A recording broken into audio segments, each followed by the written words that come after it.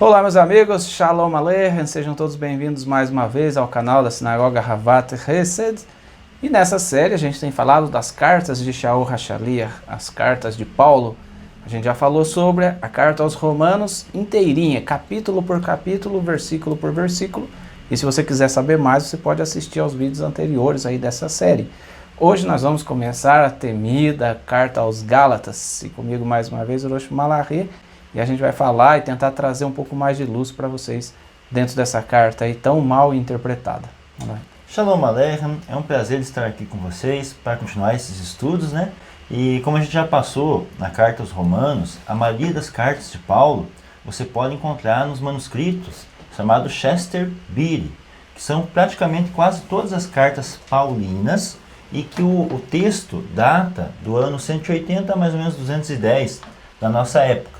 Então, surgiu histórias que o Novo Testamento foi escrito no século IV, coisas do tipo, mas nós temos o papiro em mãos, com várias folhas, 80 e poucas folhas, 90 e poucas folhas, das cartas paulinas, sendo que uma delas é Gálatas. Então, você não pode dizer que o Novo Testamento foi escrito posterior ao século II. A gente sabe que ele foi escrito antes, mas em mãos, fisicamente, já tem o século II, e a carta de Gálatas está entre elas. E daí quando a gente vai para a carta de Gálatas, né, isso transmite uma certa segurança a mais para nós. E historicamente a gente acredita, né, muitos historiadores falam que a carta dos Gálatas foi uma das primeiras, né, foi escrita ali mais ou menos no ano 50. Né? De todos os livros do Novo Testamento, os Evangelhos, as cartas, Gálatas seria uma das primeiras a ser escrita, a mais antiga, do ano 49 ao ano 50. 90% dos historiadores de todo tipo, religiosos, ateus, atribuem que essa carta foi escrita do ano 49 ao ano 50. Alguns outros atribuem um pouquinho mais tarde, do ano 55 ao ano 60 da nossa época, mas a maioria atribui ao ano 49, sendo ela até mais antiga do que os próprios evangelhos. E se você ler, a gente vai abordar ao longo da carta, né? Você vai ver que o começo da carta, ali lá no primeiro capítulo, Paulo fala: decorridos 3 anos, eu fui a Jerusalém ao encontro de Pedro. Daí começa o capítulo 2, ele fala, passados mais 14 anos. Então essa carta já tem, vamos dizer assim, uma longa trajetória da história de Shaul HaShaliach ali descrita. E isso é importante para nós, que mostra também um processo de evolução no conhecimento, na prática da Torá e na visão do Mashiach, né? Porque o conhecimento Shaul HaShaliach já tinha, ele que havia sido instruído aos pés de Gamaliel, e esse conhecimento já estava nele, mas a prática, através da fé no Mashiach, trouxe um novo entendimento para ele, um entendimento ainda melhor, e isso que ele compartilhou com os gentios. E a gente vai compartilhar disso com vocês aí. Quando nós analisamos Gálatas, né? Será que Gálatas foi escrito para uma cidade ou será que é uma região, né, Moshe? Quando a gente olha para a carta aos Gálatas, né, você fica assim, o que são os Gálatas? Gálatas vem da Galácia. Galácia, nós vamos mostrar aí para você no mapa.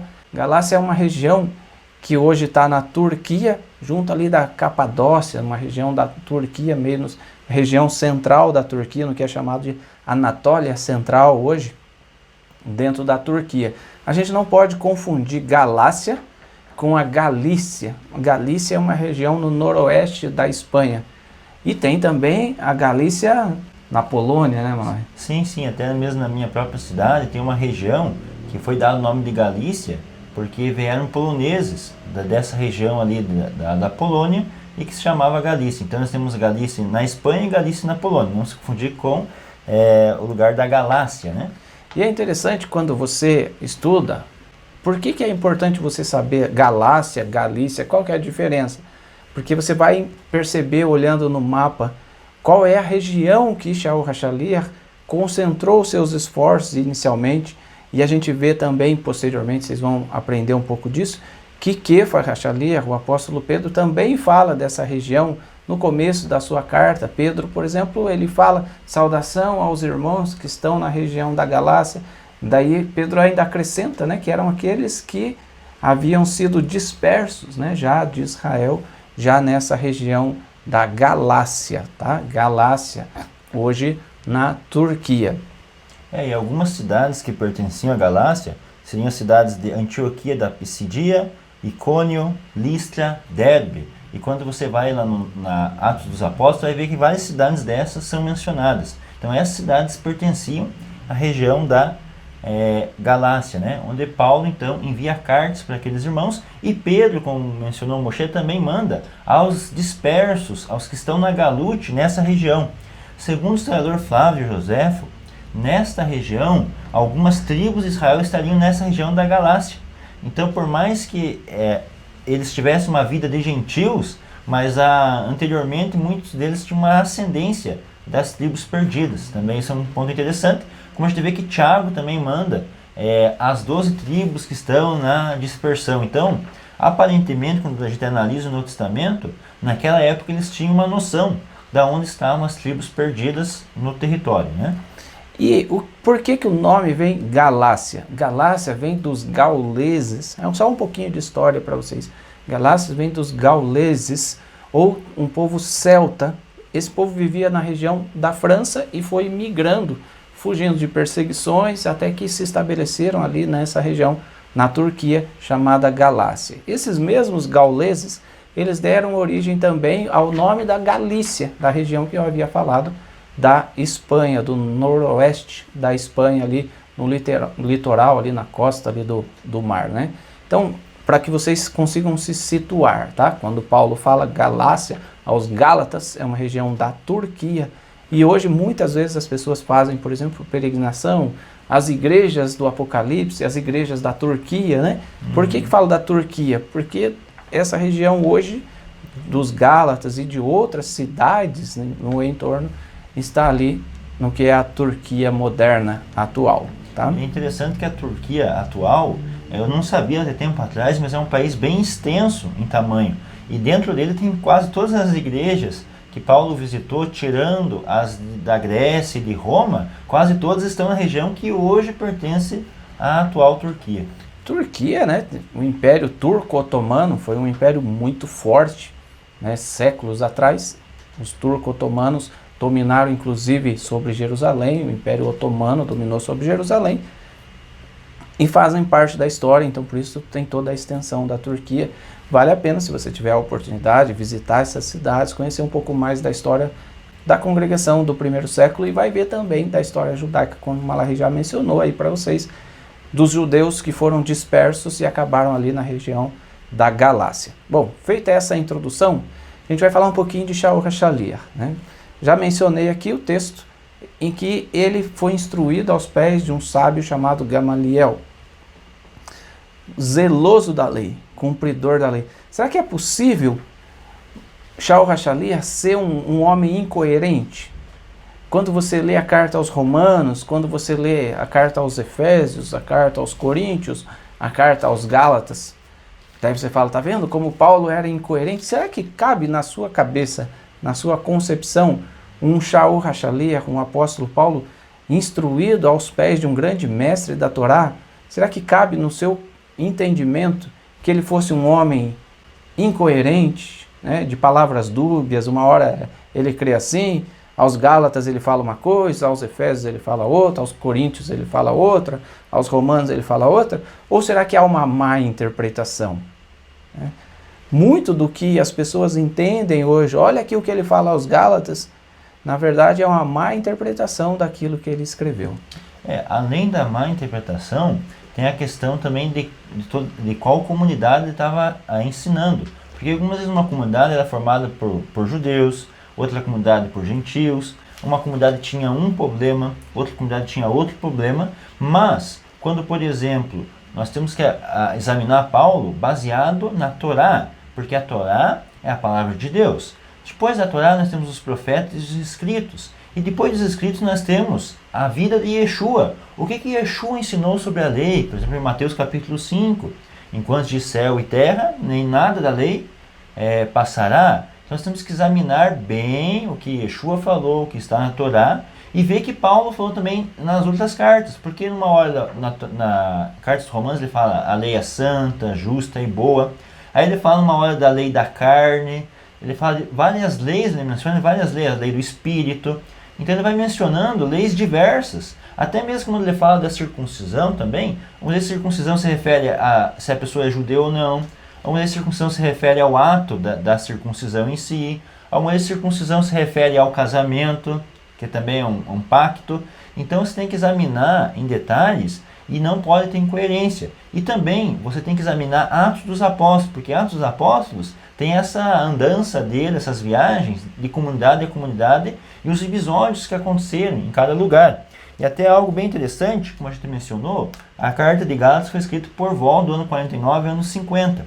Lá em Atos capítulo 25, quando Paulo estava perante Festo, e Festo que governava no ano 60, começou a governar no ano 62, nessa época, Paulo fala a Festo: Paulo, porém, defendendo-se, preferiu as seguintes palavras, verso 8 do capítulo 25.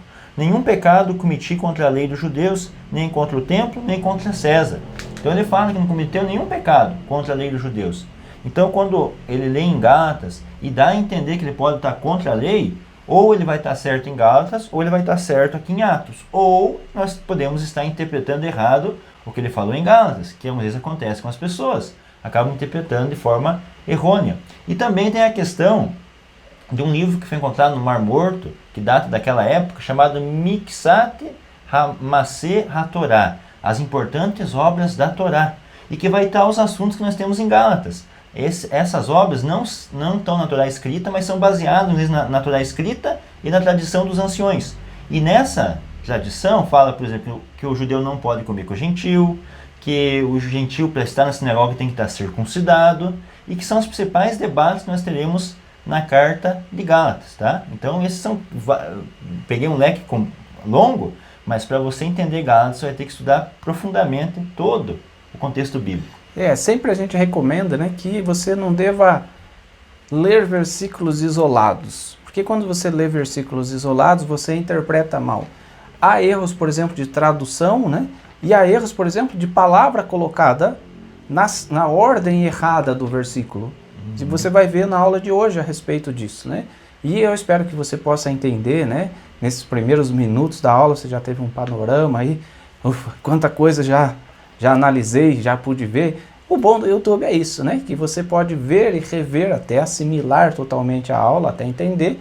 E se você tiver alguma dúvida ainda, você pode consultar as aulas anteriores ou mandar mensagem para nós. O meu WhatsApp e o WhatsApp do Orochi Malahi está à sua disposição aí. Você pode mandar mensagem para nós, eventualmente.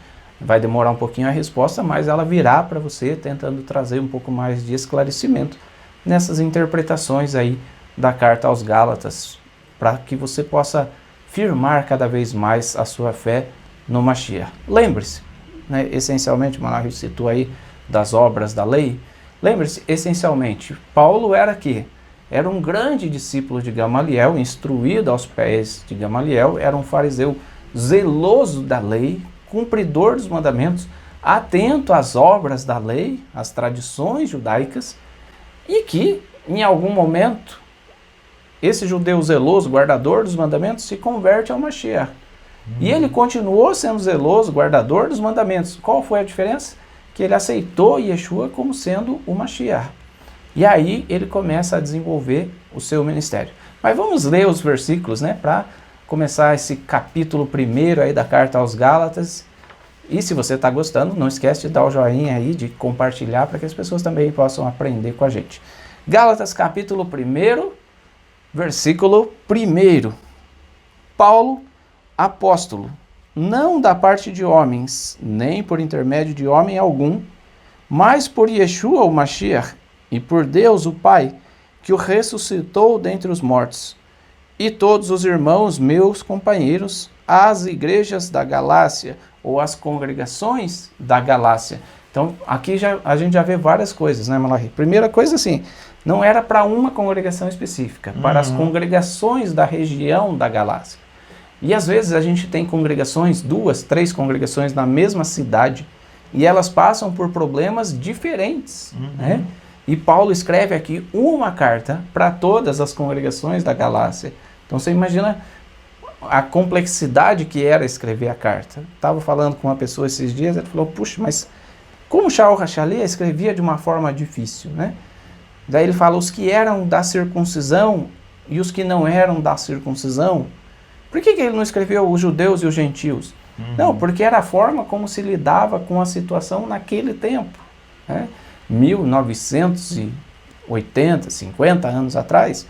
Então, daí eu estava conversando com essa pessoa, eu falei, olha, imagina a gente escrevendo um livro hoje. Se você escrever um livro hoje, a geração atual vai entender esse livro perfeitamente. Mas a geração de 100 anos atrás já não entende as mesmas palavras, já não é capaz de interpretar as mesmas palavras. Assim como a gente pega um livro escrito há 100 anos atrás, ou há 200 anos atrás, tem vários termos ali, a linguagem coloquial, como é dito, de 200 anos atrás, de 100 anos atrás, era diferente da linguagem coloquial, usual nos dias de hoje. Agora imagina a gente tentando interpretar a linguagem usual em hebraico, né? Ou grego, ou em italiano, ou em qualquer outra língua, de 2000 anos atrás. Né?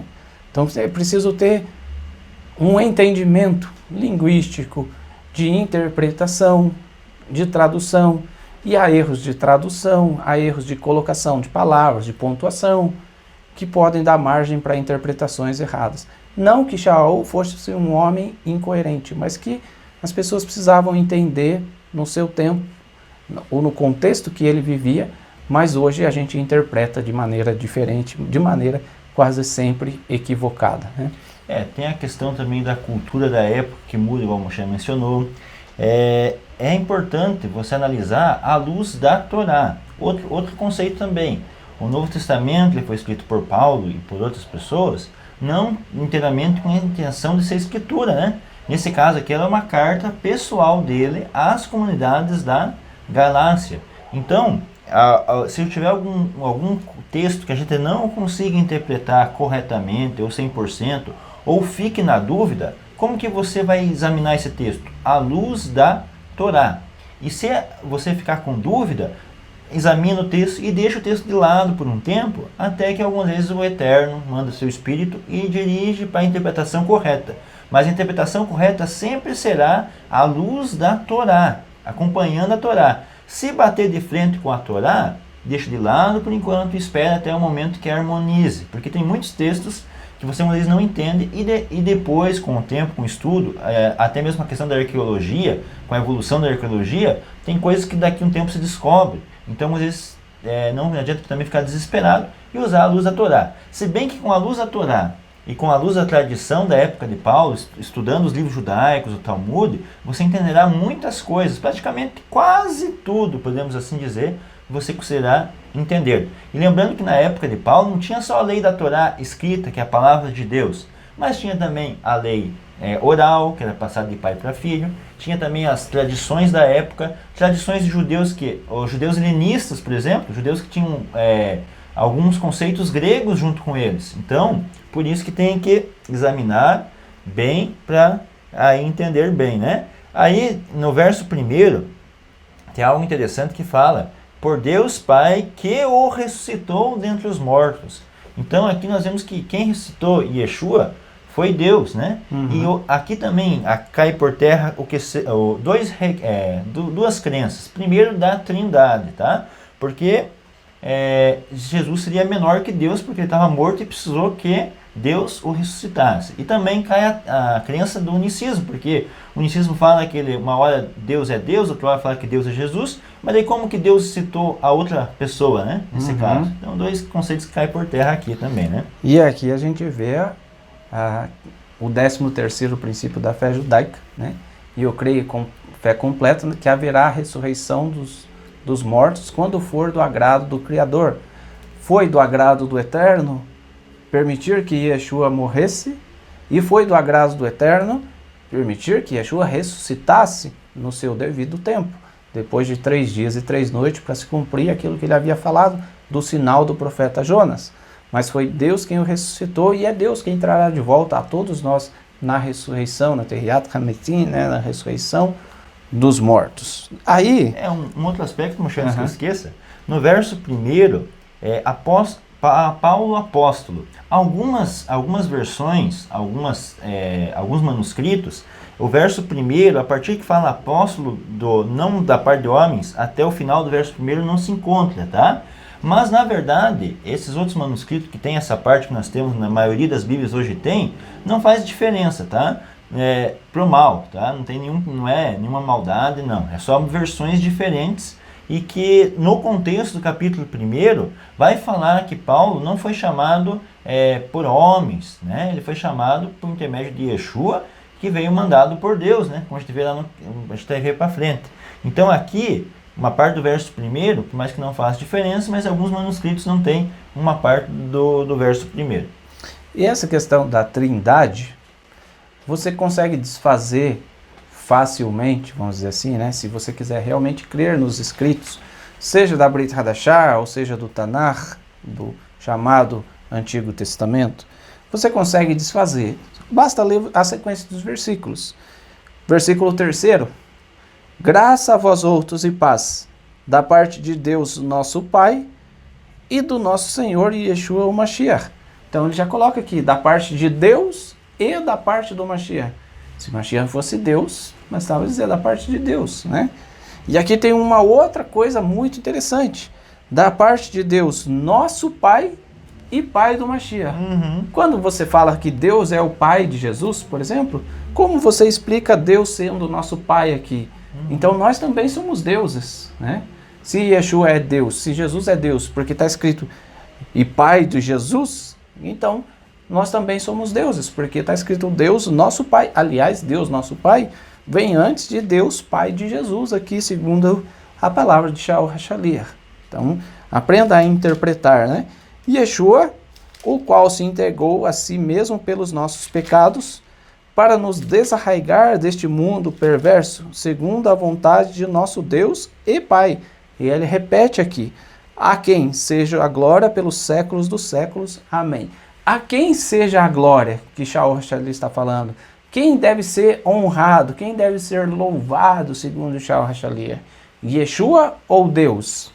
Vamos ler de novo? Segundo a vontade de Deus, nosso Pai, de nosso Deus e Pai, a quem seja a glória.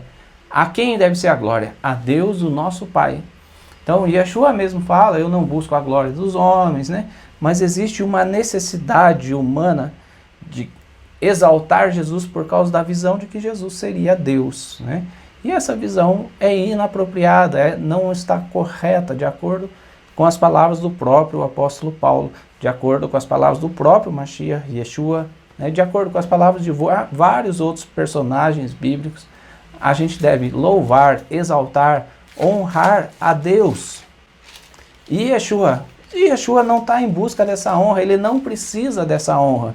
Assim como Moshe Rabbeinu, o grande mestre do povo de Israel, ele não buscava a honraria, ele não estava ali para ser honrado, para ser adorado, para ser venerado. Por isso mesmo Deus o sepultou. Deus sepulta Moisés, sabe para quê?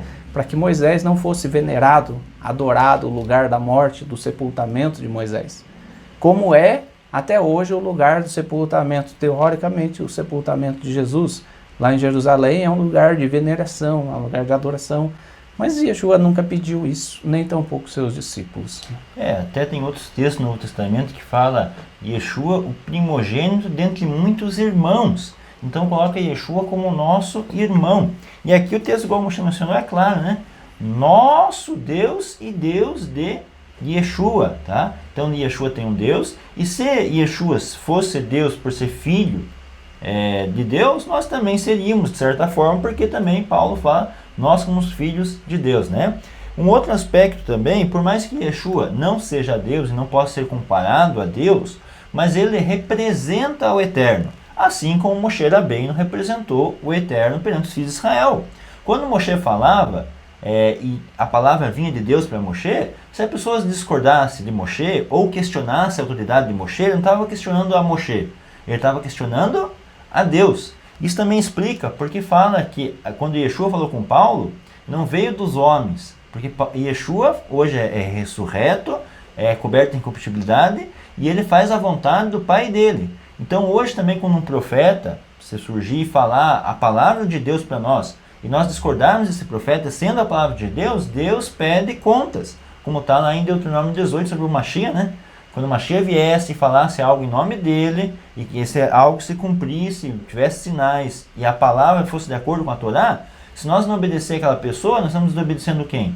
A Deus. Então Yeshua está na autoridade, não é Deus, mas está na autoridade. Foi dada a autoridade a ele pelo Pai, como fala em 1 Coríntios, capítulo 15, que ele recebeu autoridade. E por que o homem recebe autoridade? Porque o homem foi criado por Deus para governar o mundo, essa terra onde nós vivemos. Deus deu autoridade ao homem. Então o homem é um coparticipante com Deus, mas não é Deus, né? O pessoal acaba se confundindo com essa questão de autoridade que o Mashiach recebe, a autoridade de Deus, mas não é Deus literalmente, porque Deus é infinito, nada pode ser comparado ao eterno, né?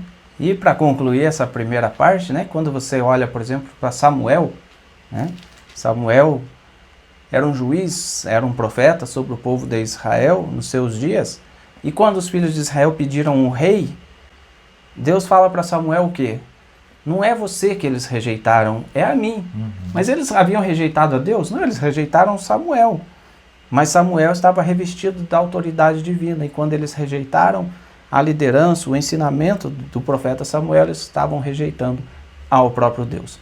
Quanta coisa a gente pode aprender nos poucos versos, né? Graças a Deus pelo conhecimento que ele tem permitido chegar a nós, né? A nós da Havat Hesed, e a vocês que estão nos acompanhando também, e podermos aprender com o coração aberto, podermos aprender e aceitar a palavra de Deus como genuína, como verdadeira. Nós vamos fazer um intervalo e na volta a gente vai falar de um assunto muito relevante, que é a relação sua com a liderança. Que tipo de liderança você quer e o quanto você realmente é firmado na fé que chegou a nós, que foi trazida a nós através dos apóstolos, mas trazida antes dos apóstolos, pelos profetas e por Moshe. Então continua com a gente, no próximo bloco a gente vai falar um pouco sobre isso.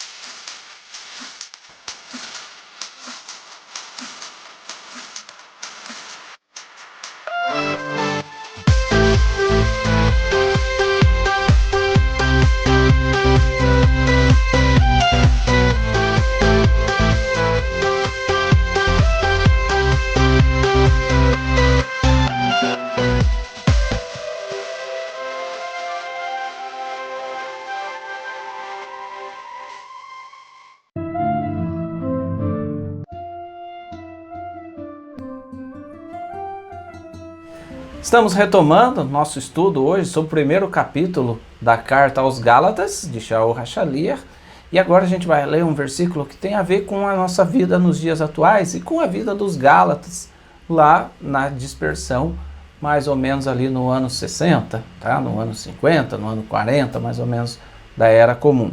Então vamos lá, Gálatas capítulo 1, versículo 6 e versículo 7 nos diz assim: Admira-me que estejais passando tão depressa daquele que vos chamou na graça do Mashiach para outro evangelho, o qual não é outro, senão que há alguns que vos perturbam e querem perverter o evangelho de Mashiach. O que é esse evangelho aqui mencionado, Malachi? O que a gente pode dizer para as pessoas? Esse evangelho, afinal as pessoas falam tanto, vamos ler o evangelho de João, o evangelho de Lucas. O que é o evangelho? Lembrando que nessa época, ano de 49, esse evangelho não poderia ser o evangelho de Mateus, de Marcos, de Lucas, porque não havia sido escrito ainda. Estava acontecendo isso na época, né? Então o evangelho do Mashiach são as profecias que estão no Tanar, que apontam para Yeshua como Mashiach, como por exemplo Isaías 53, que ele viria e morria pelo povo de Israel, a profecia que está em Jeremias 31, da nova aliança, que Yeshua fala, esse é o cálice da nova aliança. O que representa esse evangelho da nova aliança? Trazer o que para o povo?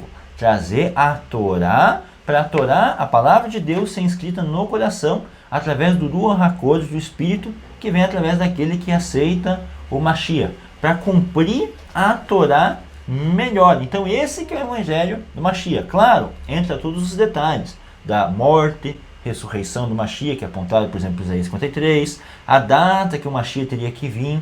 Lembrando que na época já tinha outros Mashiach que estavam surgindo, né, como Teudas e outros, então estavam surgindo evangelhos diferentes, interpretações diferentes também, né? A própria tradição dos anciões, que é a questão aqui de Paulo, que vai entrar bastante nesse aspecto, que eles estavam pegando, qual que é o evangelho do Mashiach? É o evangelho da Torá. Um exemplo que nós vamos estudar sobre a circuncisão. Mas a Torá escrita para o gentil, ele não obriga a circuncisão, nem a Torá de Moshe. A Torá de Moshe fala o seguinte: quando tiver um gentil no vosso meio, e esse gentil estiver com tempo peregrinando em vocês, ele for um guerreiro, uma pessoa que está querendo se converter, quando ele quiser celebrar Pêssar, ele será circuncidado. Quando ele sentir no coração a necessidade de fazer a Brit Milá quando ele já estiver andando. Então esse é o evangelho do próprio Moshe, né? As Quer boas dizer, novas, o gentil podia ficar ali muitos anos no meio do povo, né? Servindo de alguma forma ao Deus de Israel. A gente vê, por exemplo, que Jetro ofereceu sacrifícios ao Deus de Israel, outros vieram oferecer sacrifícios ao Deus de Israel, mas isso não implica que eles tivessem se convertido. Mas isso brotava do gentil, e o Pêssar funcionava como um divisor de águas na vida das pessoas ali. Então, eu quero, até aqui está tudo certo, tudo lindo e maravilhoso, agora eu quero ser judeu de verdade. Eu quero servir ao Deus de Israel como você, eu quero ser parte do povo.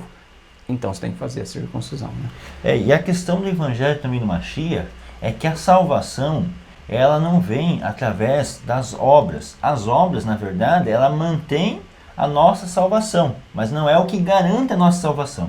Porque a partir do momento que você peca, você se torna um transgressor perante o Eterno e você precisa de algo para expiar você. E essa expiação só ocorre através do derramamento de sangue, que nós entendemos que é cumprido através do Mashiach. Então, para a salvação da pessoa, depende de aceitar o Mashiach. Só que aceitar o Mashiach, a gente já teve até um vídeo, o que é crer no Mashiach? Crer é fazer o que ele ensinou, praticar as obras que ele ensinou, andar de acordo com o que ele andou. Então isso que é crer no Mashiach. E se a pessoa crer no Mashiach, logo chegará um momento que ela vai querer fazer circuncisão, porque o próprio Mashiach dela era circuncidado, o pai Abraão também era circuncidado. Eu estou só dando esse adendo, não quero entrar muito na questão da circuncisão, que vai ser assunto para frente, mas esse evangelho do Mashiach é o que as profecias apontam para a pessoa de Yeshua. E como nós sabemos, Yeshua cumpriu praticamente todos os requisitos que tinha para a sua primeira vinda, né? Aí, claro, depende de outros requisitos para a segunda vinda. Mas lembrando, já não tem nenhum outro suposto Mashiach por aí que preenche esses primeiros requisitos que Yeshua preencheu. Um outro aspecto interessante nisso aqui, que eu tinha falado no bloco anterior, é a relação sua com a sua liderança e com a sua própria fé. A sua fé, ela é firme, ela é constante. Ela é aperfeiçoada cada dia nas escrituras, como diz ali dos bereanos, né? Ela é aperfeiçoada cada dia através do estudo bíblico das escrituras, ou é uma fé de Shabat? Você só vai na sinagoga no Shabat, escuta ali uma explicação qualquer e vai embora e está tudo certo.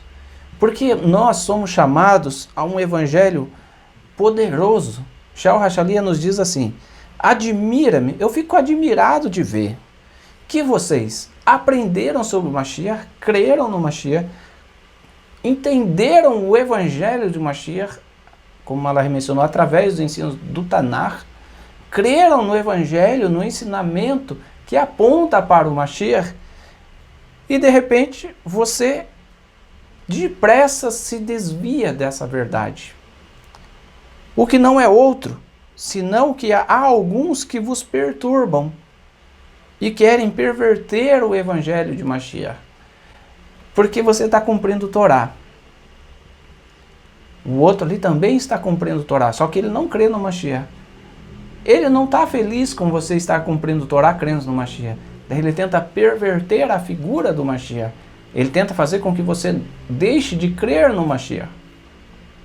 Lembre-se, o Mashiach é o 12º princípio da fé judaica. Eu creio com fé completa na vinda do Mashiach.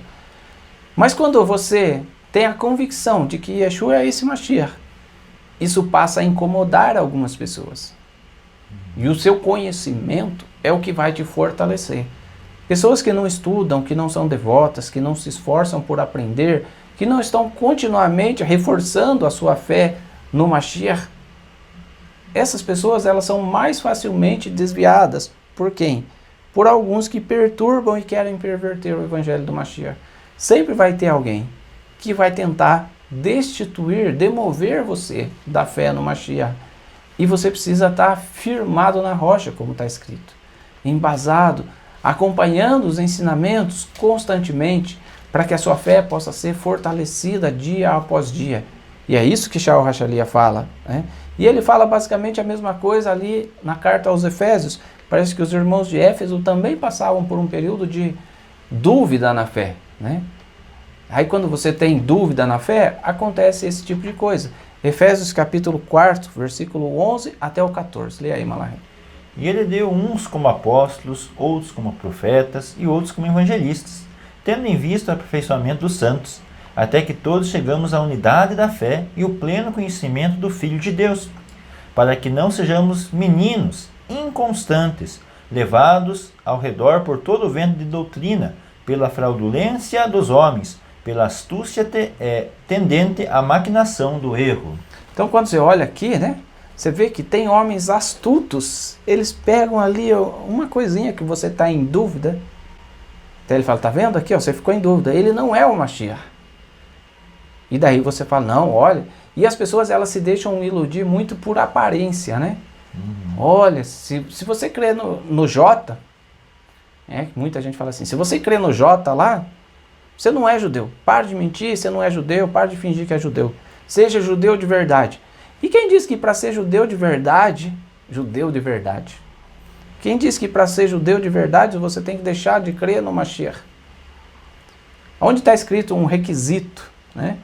Para você ser judeu verdadeiro, você não pode crer que Yeshua é o Mashiach. Não está escrito em lugar nenhum.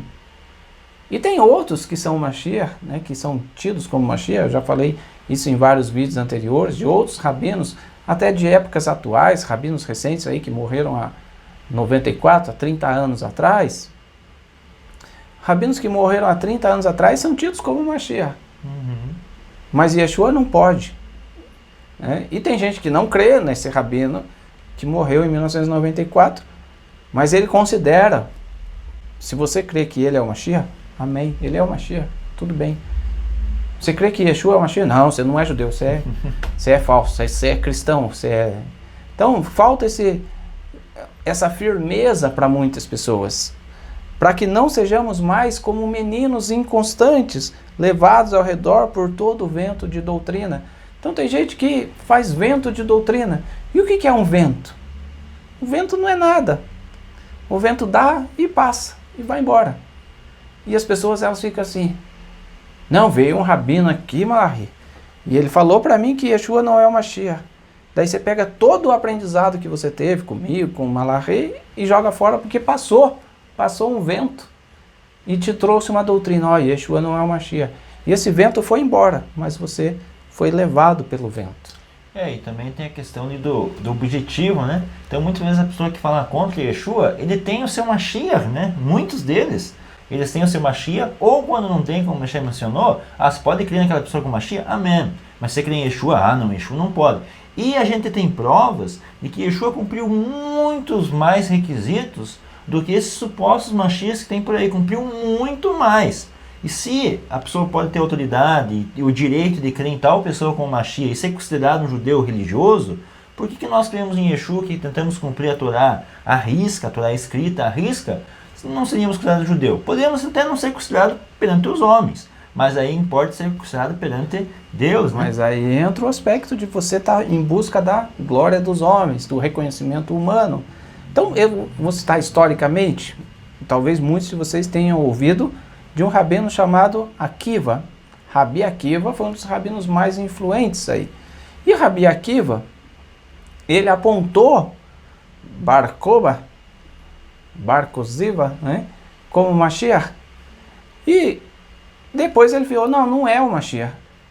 Mas ele apontou, os discípulos dele seguiram. E recentemente aí a gente foi passando pela contagem do Homer, o 33º dia da contagem do Homer é um dia dedicado a Rabi Akiva e os seus 24 mil discípulos, né, que morreram nesse dia. Então o Rabi Akiva é muito honrado, muito respeitado, mas ele falou, esse aqui é o Mashiach. E depois as pessoas viram que ele não era o Mashiach. Ainda assim se respeita o Rabi Akiva historicamente. Você não pode falar contra o Rabi Akiva, e nós não estamos falando contra, tá? Mas historicamente, eu estou falando para você, ele apontou um como Mashiach. E depois foi reconhecido que não era o Mashiach. Assim como outros que apontaram grandes rabinos como o Mashiach. E depois perceberam-se que não era o Mashiach. Ora, nós não podemos apontar que Yeshua é o Mashiach. Nós ainda estamos com essa convicção. E para nós, ele é o Mashiach. Não se deixe levar por vento de doutrina. Fortaleça a sua fé. E como que a gente fortalece a nossa fé? De acordo com a Mishnah lá em Pirkei Avot, que a gente estudou durante a contagem do Homer, arranje um mestre para evitar as dúvidas. Pirkei Avot, capítulo 1, a Mishnah de número 16. E a Mishnah de número 6 fala, arranja um mestre e faz dele, ou adquire um amigo, faz desse mestre o teu amigo. Quando você tem um mestre que te instrui no caminho da Torá, que te prega o evangelho do Mashiach, que te aproxima do Mashiach verdadeiro, esse mestre torna-se teu amigo e ele vai te conduzir ao Mashiach verdadeiro. Mas quando você não tem um mestre, você fica perambulando entre vários e vários rabinos, você fica como meninos inconstantes levados ao redor por qualquer vento de doutrina. Cuidado com isso. Zele pela sua fé. Adquira um mestre para você, mas um mestre conhecedor da Torá, um que tire as suas dúvidas. Arranje um mestre para evitar as dúvidas. Está lá em Pirkei Avot, está no Talmud. Para que serve um mestre? Não para colocar dúvida na sua cabeça, mas para evitar as dúvidas. Mas para evitar as dúvidas de alguém, você tem que olhar para o mestre e saber que ele tem uma convicção, né? Um mestre que tem dúvidas, ele não pode ensinar as pessoas. Eu tenho convicção de que Yeshua é o Mashiach. E esse deve ser o seu mestre se você acreditar que Yeshua é o Mashiach. Agora, se você acreditar que Yeshua é o Mashiach e quiser ter vários mestres que não creem no Mashiach, sua cabeça vai ser levada de um lado para o outro e você vai se perder. Essa questão, nós temos convicção de que Yeshua é o Mashiach, mas na pior das hipóteses, lá, se Yeshua não fosse o Mashiach, nós cumprimos Torá, nós seguimos as leis, e até de certo modo entendemos que hoje, em alguns aspectos, o judaísmo rabínico, em alguns aspectos, acaba alguns mandamentos não cumprindo de forma que está na Torá escrita, porque eles têm um amor muito grande pela sua Torá oral, pela sua tradição. E como a gente passou recentemente pela festividade de Shavuot, por exemplo, nosso Shavuot deu quase uma semana diferente, porque você examinando a Torá, em vários pontos, você vai entender que Shavuot não tem uma data fixa. Então, nesse aspecto, estaria cumprindo mais com exatidão. Nesse aspecto, né, a Torá é escrita. Então, deixar de crer em Yeshua, você tem que ter um motivo muito bom e que eu não vejo em nenhum horizonte esse motivo e vejo que todas as profecias apontam para Mashiach. Até a questão do Rabi Akiva, que o Moshe mencionou, Menahem, que era o nome do rabino Bar Korba, né? Ele nasceu em Belém. E um dos motivos que Rabi Akiva apontou ele como Mashiach é que ele nasceu em Belém. E o nosso também nasceu em Belém. Mas o rabino que apontam como Mashiach hoje nem nasceu em Belém nem nunca foi em Israel. Mas questão, ele é o Mashiach, entende? Então, falta um pouco de discernimento e sobra deslumbre. Porque esse rabino pode ter sido um grande rabino, um grande mestre, teve grandes ensinamentos, mas isso não faz dele o Mashiach. Porque houveram outros rabinos anteriores, ele é o 7º da dinastia, então houve pelo menos 6 grandes rabinos, basicamente no mesmo nível que ele, que tiveram grande capacidade, grande influência e não foram considerados o Mashiach. Porque ele é, né? Se ele não nasceu em Belém, se ele nunca foi em Israel, se ele não reconstruiu o templo, e posso dizer várias outras coisas que ele não fez, que são profecias apontadas para o Mashiach. Vamos seguir com Gálatas capítulo 1, versículo 8 e versículo 9. Olha a firmeza de Shaul Hachalia. Mas, ainda que nós, ou mesmo um anjo vindo do céu, vos pregue evangelho que vá além do que vós temos pregados, seja anátema. Assim como já dissemos, e agora repito, Se alguém vos prega um evangelho que vá além daquele que recebestes, seja anátema. O que é anátema? De acordo com o dicionário, anátema, pena ou tipo de maldição que se efetiva com a expulsão de uma pessoa do convívio religioso ou da própria comunidade. Excomunhão, que foi alvo de excomunhão, que foi excomungado. Está no dicionário, você está vendo aí a fonte. Então o que acontece? Você pode ver, se alguém vier e pregar um Mashiach diferente, um evangelho diferente, o que você deve fazer? Essa pessoa tem que ser considerada anátema, excomungada, botado para fora da comunhão. Ah, mas Roche, ele está no nosso meio, ele não crê que Yeshua é o Mashiach, mas ele fica quietinho. Ele fica quietinho na sua frente, né? Mas ele está influenciando outras pessoas. Ele vai influenciando outras pessoas. E você já viu que a gente já passou por isso em outras situações? De dentro da comunidade tem alguém que não crê no Mashiach, ele nunca fala com o Malachi, eu não creio no Mashiach. E ele nunca fala comigo, eu não creio no Mashiach. Mas ele fala com aquele irmão lá, com aquele outro ali. Ele chega, eu não consigo ver Yeshua como Mashiach. Daí o irmão fala, mas por quê? Não, porque assim, Isaías 53 é outra coisa, não é Yeshua. Aí eu, é mesmo? É, porque todos os rabinos falam. Daí aquele ali já ficou com dúvida. Daí já começou a ser levado por um vento de doutrina. Aí aquele ali já vai com o outro e fala, olha, fulano falou, olha que faz sentido isso. Mas você tem que parar para pensar assim, por que você não falou isso para o meu líder? Porque o meu líder, muito provavelmente, você não vai conseguir derrubar com esses argumentos.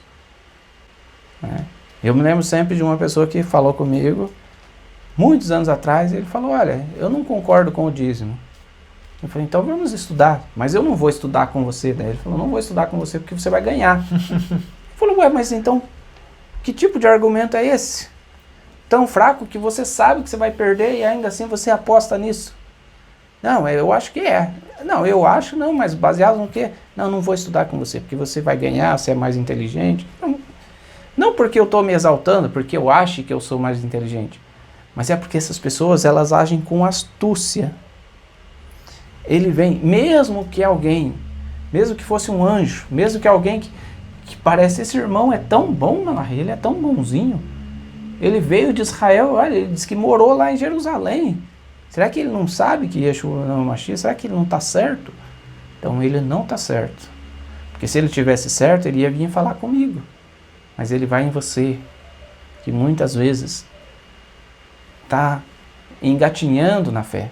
Que muitas vezes ainda não tem essa firmeza. Por isso, lá na carta aos Efésios, Paulo fala, deu uns para apóstolos, outros para profetas, outros como evangelistas, outros como pastores, enfim, tendo em vista o aperfeiçoamento. Essas pessoas, profetas, apóstolos, evangelistas, pastores, essas pessoas são as pessoas que vão te guiar na fé. E você deve desenvolver uma confiança, uma amizade com esses líderes, para que eles possam te proteger dos lobos vorazes que não perdoam o rebanho. E depois que o rebanho está desfeito, sabe o que acontece? Eles vão embora.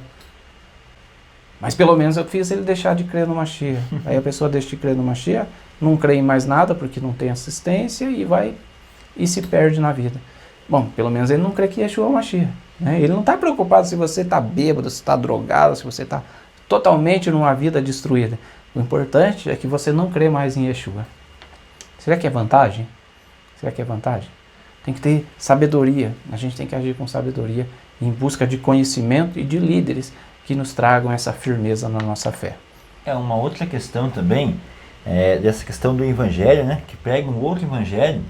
É interessante hoje que tem muitas pessoas, como a gente mencionou, que são apontadas como Mashiach.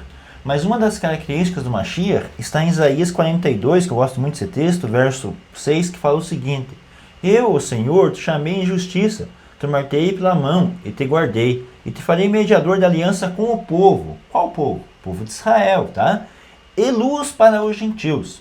Então, se tem aí suposto Mashiach pelo mundo, e ele só prega para Israel, tem algo errado. Tá? Por mais que Yeshua no começo, ele veio só para as vezes pedidos de Israel, mas ele falou, ó, fiquem aqui até na festividade de Shavuot, e depois vão até os fins da terra pregando para os gentios.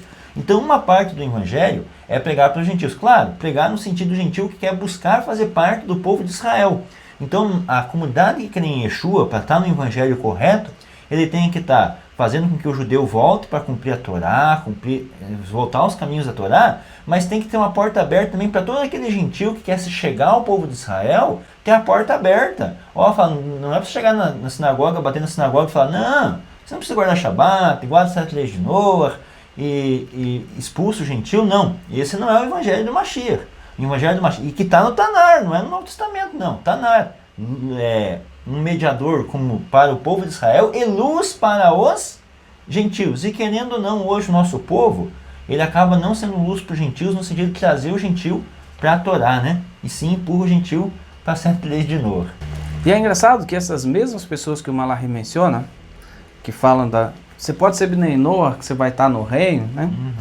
Você vai estar no Olam Rabá sendo Bnei Noah, você não precisa cumprir Torá. Daí, quando você não está tendo aula com ele, que você acha que ele é um grande sábio, né? Que ele quer o teu bem. Daí, você está ali no grupinho, daí ele fala, não, você não precisa ir na sinagoga rezar com a gente. Sabe por quê? Porque quando ele vai na sinagoga no Shabat, ele reza assim, e não o deu o eterno nosso Deus às nações da terra, e não o fez herdar nosso rei aos que servem ídolos. Também no seu descanso não estarão os incircuncisos. Pois a teu povo de Israel o deste com amor à descendência de Jacó, que nele escolheste. Está falando do Shabat, está falando do reino, e está falando que no Shabat e no Olam Rabá não estarão os incircuncisos. Daí ele fala para você, Bnei Noah, você não precisa circuncidar. Mas quando ele reza na sinagoga, ele fala, no seu descanso não estarão os incircuncisos. Ele fala isso para você? Será que você entendeu que o teu rabino, que quer o bem dos Bnei Noah, quando ele reza com os outros judeus na sinagoga, ele reza e diz que no descanso do Shabat e no descanso do reino não estarão os incircuncisos? Preste atenção. Abra seus olhos em busca do conhecimento da Torá. Essa bênção chama-se Velonetato. Se você tem o Sidur Rinat Israel, está na página 346. Tá? Toda vez que você pensar, é bom ser Bnei Noah, lembre-se dessa bênção. No descanso do Shabat e no descanso do Eterno, os incircuncisos não estarão. E além disso, esse texto está na Amidá, né? A Amidá a gente sabe que foi escrita na época ali de Esli e Neemias e foi sendo adaptada aí com o passar dos séculos algumas bênçãos. Mas está nos profetas que no reino não terá o incircunciso, né? Ezequiel 44, verso 7 fala, por que introduzisse estrangeiros incircuncisos de coração, aqui fala da circuncisão do coração, né? E incircuncisos de carne, para estar no meu santuário, para profanar em minha casa, quando ofereceis o meu pão, a gordura do sangue, violaste a minha aliança com todas as vossas abominações. Então aqui em Ezequiel aponta que para o gentil estar no reino, ele tem que passar pela circuncisão do coração. Interessante que aqui fala primeiro circuncisão do coração e vem a circuncisão da carne logo em seguida. Então o evangelho do Mashiach tem que estar baseado no Tanar, nos profetas. Então o evangelho do Mashiach, o que o evangelho do Mashiach nos ensina? O evangelho do verdadeiro Mashiach. Mediar a relação do povo de Israel, voltar ao povo de Israel para a Torá, para cumprir a Torá. E luz para os gentios, trazer o gentil. E trazendo o gentil vai começar a cumprir a lei, vai obedecer aqueles requisitos que estão em Atos 15 para estar na comunidade, e com o tempo seu coração é circuncidado, e depois, com certeza, também a circuncisão da carne, que é um pré-requisito por Ezequiel capítulo 44. Né? Então, Ezequiel deixa muito claro, né? Deixa muito claro isso. Talvez seu rabino nunca vai te mostrar esse texto de Ezequiel. Né? Então, sabe qual que é o problema? Eu já falei disso no programa de hoje e vou ler baseado no que disse Shaul HaShaliach em Gálatas capítulo 1, versículo 10. Olha o que ele diz. Porventura procuro eu agora o favor dos homens ou o favor de Deus? Ou procuro agradar a homens? Se agradasse ainda a homens, não seria servo do Mashiach. Você está querendo agradar quem? Não, olha, ele é rabino. Ele prometeu me levar para Israel. Desde quando o rabino quer levar Bnei Noah para Israel, gente? Né? Ele quer que você fique aqui. Me lembro lá, muitos anos atrás, a gente tinha uma comunidade E daí apareceu um lá, pretenso rabino, num outro estado, lá em Goiás, prometeu para as pessoas que eles iriam ser levados para Israel e serviriam o exército de Israel. Aí eu fui lá, né? E uma das pessoas que ele prometeu que serviria o exército de Israel é uma pessoa que não tem pernas. E daí o cara anda de muletas e não tinha as pernas. Como que essa pessoa vai servir o exército de Israel? E não é adolescente, não é jovem, já era um senhor de idade, né? Então mesmo quando você faz a migração para Israel, que você faça aliar corretamente, tudo seguindo os padrões lá, e recentemente o governo de Israel quebrou a hegemonia ortodoxa, então você pode fazer aliar fazendo a sua conversão de maneira séria em outros meios, né, como o judaísmo reformista e conservador. Aí como que a pessoa pode prometer isso para você? E daí você vai para Israel com 50 anos, com uma certa idade, você não precisa servir o exército de Israel. Não precisa. Agora, se você tem filhos de 18, 19, 20 anos, 21 anos, eles vão servir o exército de Israel obrigatoriamente. Não é um favor que o rabino está fazendo, não, seu filho vai servir o exército. Não, ele não pode te prometer.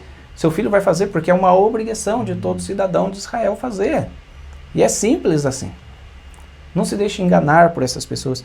Não procure agradar os homens. Eu vou andar de chapéu, vou usar preto e branco para agradar os homens. Não, para agradar os homens não. Não, assim eu vou ser aceito na sinagoga. Não, se você está fazendo isso para ser aceito naquela sinagoga que não crê no Mashiach, que vai fazer você deixar de crer no Mashiach, você está procurando agradar os homens e não a Deus. Daí nesse caso, a gente se faz indigno da fé no genuíno Mashiach de Israel. E lembrando que aqui fala de agradar os homens e agradar a Deus, tem diferença, né? Algumas vezes a pessoa pensa, Paulo está falando contra a lei, mas se Paulo está falando contra a lei, ele indo contra a lei estaria desagradando quem? A Deus. Porque a Torá, os 5 primeiros livros da Bíblia, eles foram ditos pela palavra de Deus. Deus falou, e falou o Eterno a Moisés, diz aos filhos de Israel. Então Paulo, ele não quer desagradar a Deus. Então quando Paulo fala contra obras da lei, nós vamos ter que examinar, será que essas obras da lei são o que o Eterno ordenou? Ou será que são o que os homens foram acrescentando? E ordenações até mesmo que ultrapassam os limites da lei, que vão até mesmo contra a lei.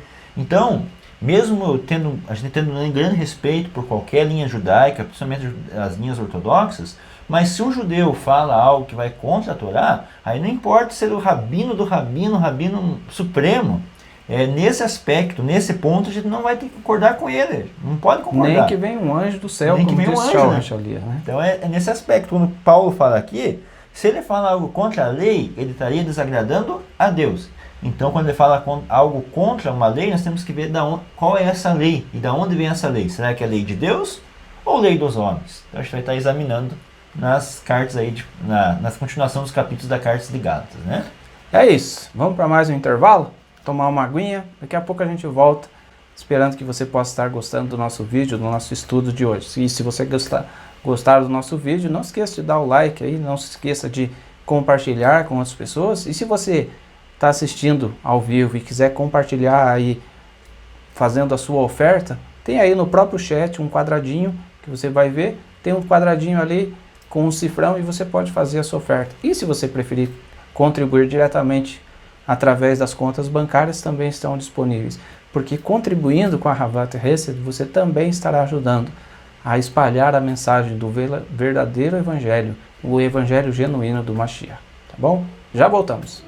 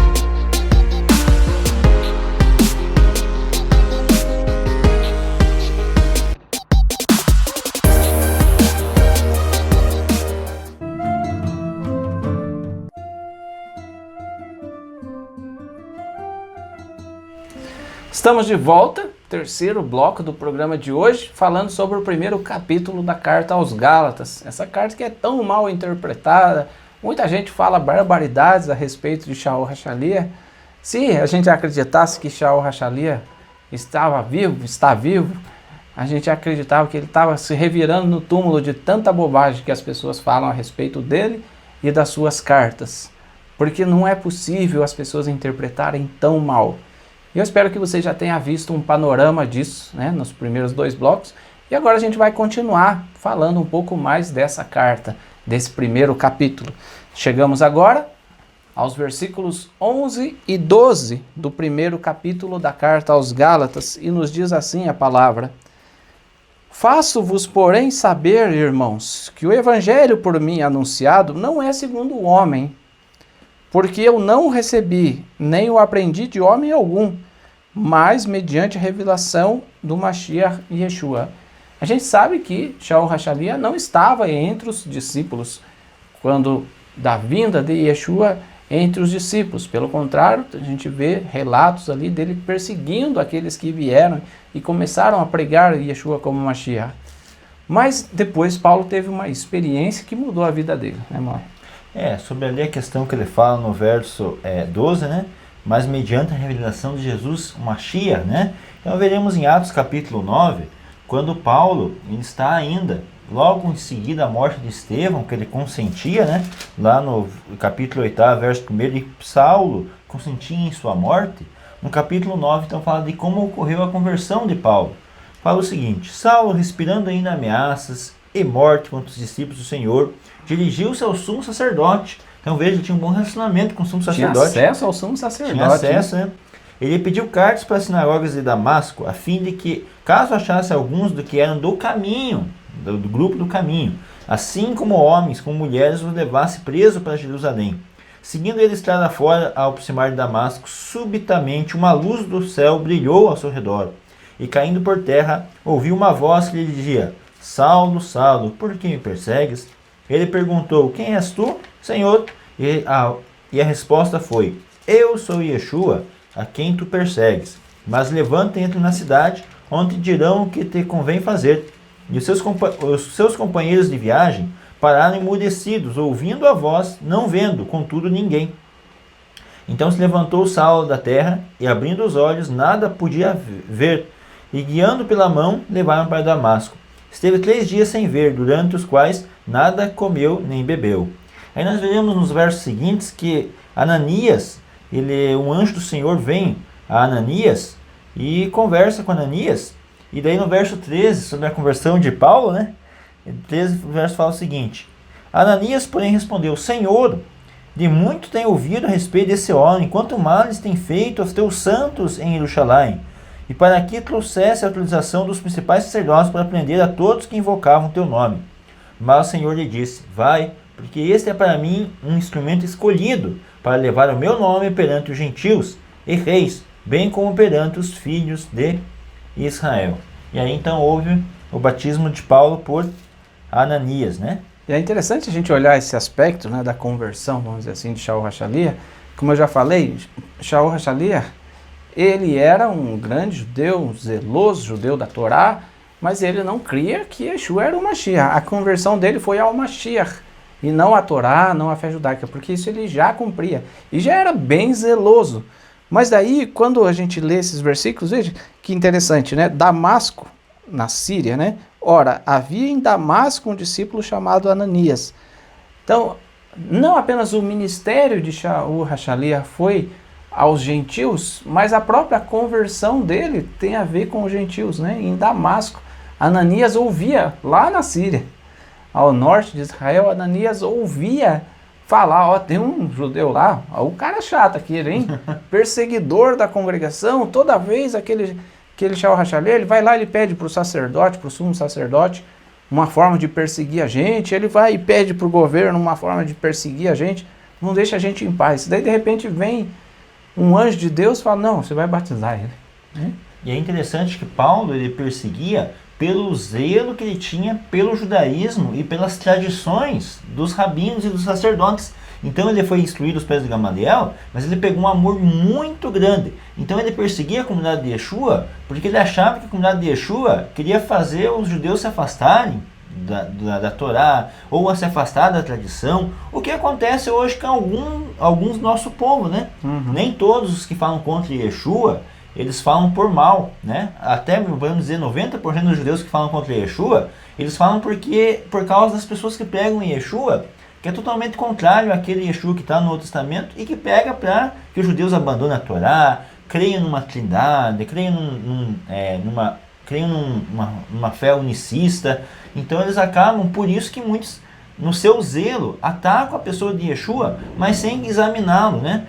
Acabam criando preconcepções contra ele, né? Se não fosse Yeshua ter aparecido em visão para Paulo, quem sabe nem se ele ouvisse, ele não ia ouvir, né? Então isso acontece com o nosso povo hoje. Por causa de tudo que fizeram com a figura de Yeshua, quando transformaram ele num romano, num egípcio, então hoje dificilmente um judeu crê em Yeshua de forma, porque tem uma barreira no coração dele por causa do que os gentios fizeram com a figura de Yeshua.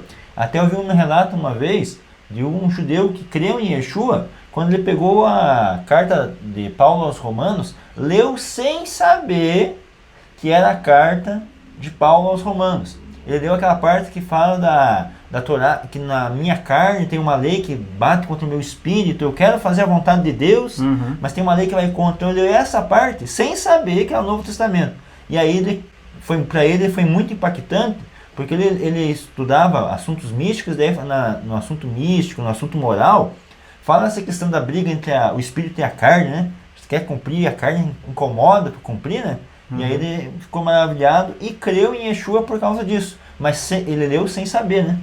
E a gente tem relatos assim, né? Muitas vezes as pessoas me perguntam, você vai muito a Israel, você já viu lá algum judeu ortodoxo que crê em Yeshua? Eu tive a oportunidade, alguns anos atrás, a Eliana esteve comigo lá também, né? A gente foi até a Galileia e havia um senhor que era um judeu ortodoxo, rabino, com aquela barbona enorme, que lá na Inglaterra, ele havia aceitado que Yeshua era o Mashiach. E ele voltou para Israel. E ele estava morando em Afula, que fica na região da Galileia. E a gente estava fazendo o tour, e a Manuela, que era uma jovem que estava conosco na viagem, ela falou, eu conheço um rabino lá, ele é da Inglaterra e tal, seria muito bom vocês conhecerem. E daí a gente foi, e a gente se encontrou com ele no hotel, e ele falou com a gente, e ele falou da Torá, ele falou de Yeshua, e daí ele deu um shiur lá, fantástico, né? Para as mulheres que estavam lá comigo nessa viagem, um judeu, e ele falou que ele não podia mais frequentar a sinagoga, ele teve que tirar a barba, que ele não podia mais frequentar a sinagoga, porque ele não era aceito em nenhuma sinagoga ortodoxa mais, porque ele aceitou que Yeshua era o Mashiach, né? Então você começa a entender a perseguição que Shaul HaShaliach fazia contra os discípulos, mas a partir do momento em que você passa a ouvir de Yeshua, não tem como negar que ele é o Messias prometido aos filhos de Israel, né? Ou é ele, ou não terá outro Messias. Ou não tem Messias, né? Daí você passa a criar teorias de que Messias é uma era, Messias é um tempo, é um conceito, mas não uma pessoa, enfim. São coisas que vão sendo criadas porque já não há mais como negar que ou é Yeshua ou não é nenhum outro, né?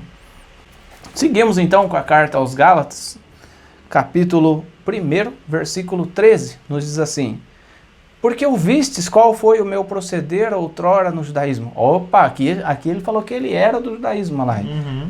Porque ouvistes qual foi o meu proceder outrora no judaísmo, como sobremaneira perseguia eu a congregação de Deus e a devastava.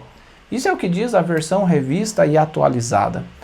E eu vou continuar, antes do Malachi falar, eu quero continuar com o versículo 14. Veja o que ele diz. E eu, na minha nação, quanto ao judaísmo, avantajava-me a muitos da minha idade, sendo extremamente zeloso das tradições de meus pais.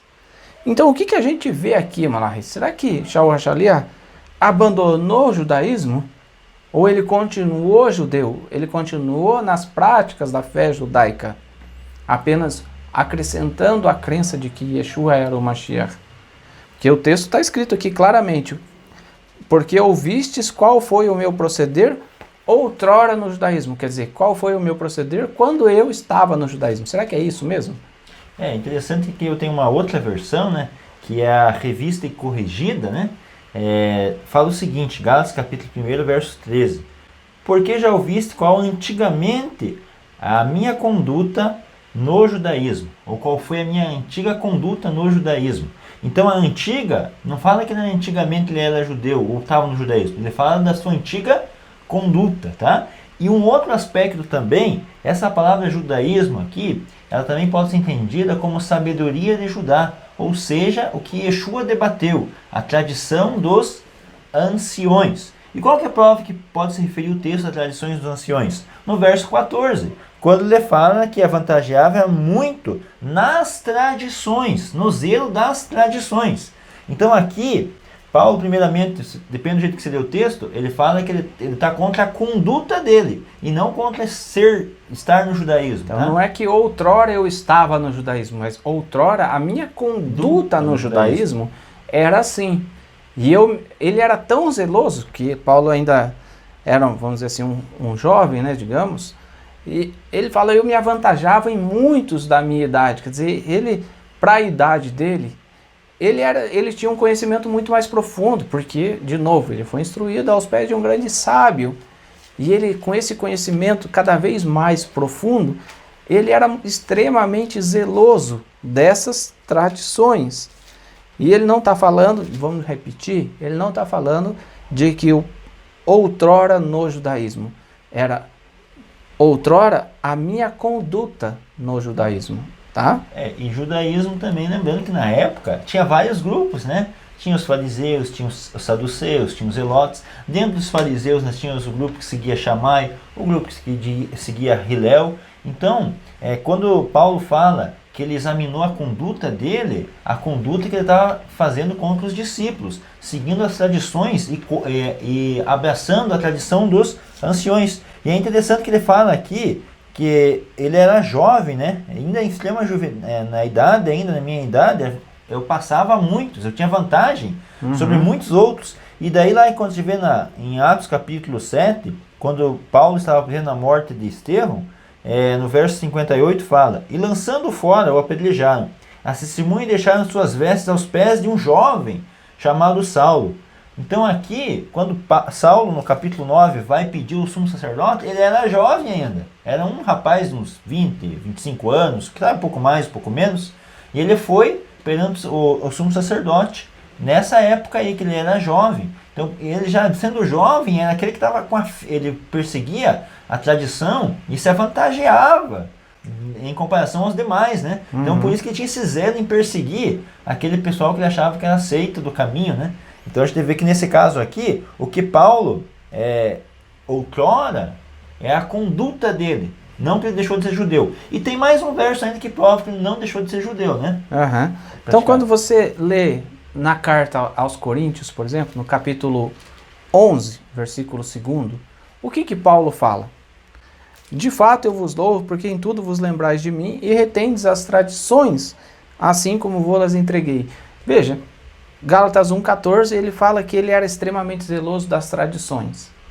Daí a gente vai para Corinto, que foi escrito depois essa carta, a gente vai para Coríntios e Paulo fala, vocês retêm as tradições como vou-las entreguei. Ou seja, talvez quando Paulo era um estudioso, ele fez yeshiva com Gamaliel, ele aprendeu a Torá, ele aprendeu os conceitos e ele aprendeu as tradições. E ele era zeloso dessas tradições. Mas quando ele conheceu o Mashiach, ele viu que talvez algumas dessas tradições eram exageradas. Daí ele louva a congregação de Corinto pelas tradições que ele entregou. Significa que nem todas as tradições, porque aqui já não fala de todas as tradições que eu aprendi de meus pais, mas ele fala, retendes as tradições como eu vos entreguei. E se você for olhar, ele era um praticante da fé judaica? Era, claro, a gente vai ver que ele fez longas viagens, né? Então a própria carta à congregação da Galácia, aos grupos da Galácia, né? das várias cidades da região da Galácia, quando ele escreve essa carta, em muitos lugares, tanto em Gálatas, tanto em outras das cartas, como a gente já falou nas aulas de Romanos, Paulo sempre chegava no lugar, procurava uma sinagoga, Guardava o Shabat. guardava os Shabats.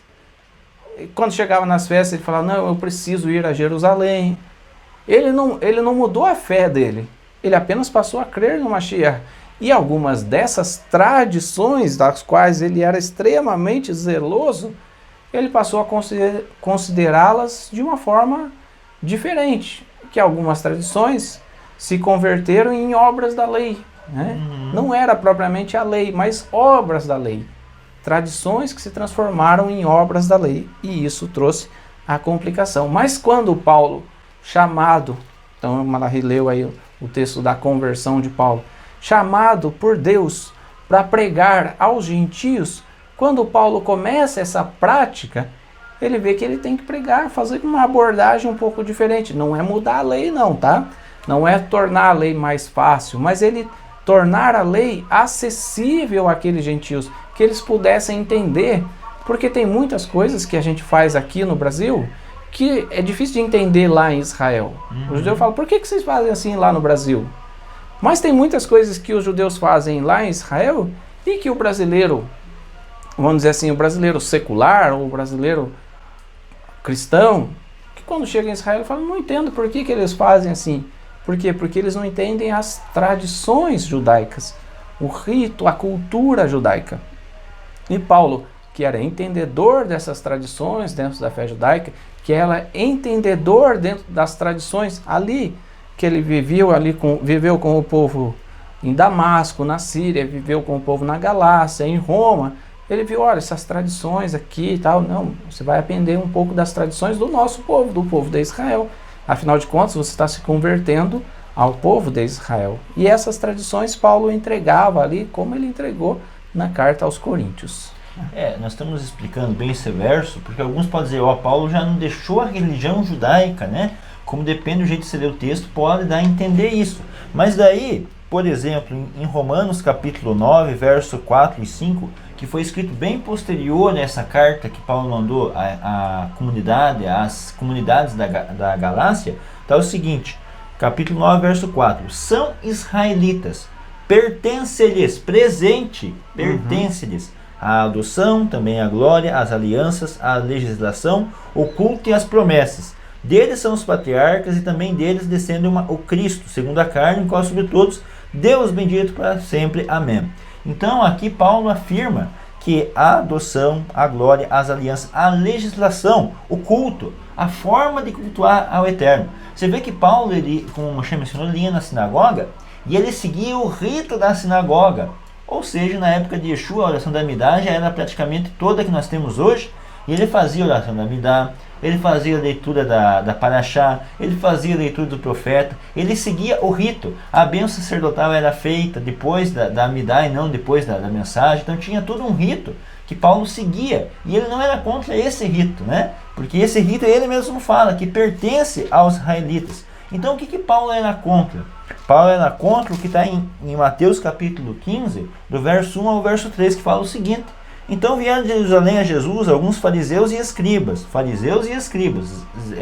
pessoal que entendia da lei e também das tradições, né? E perguntaram, por que transgridem os teus discípulos a tradição dos anciões, pois não lavam as mãos quando comem?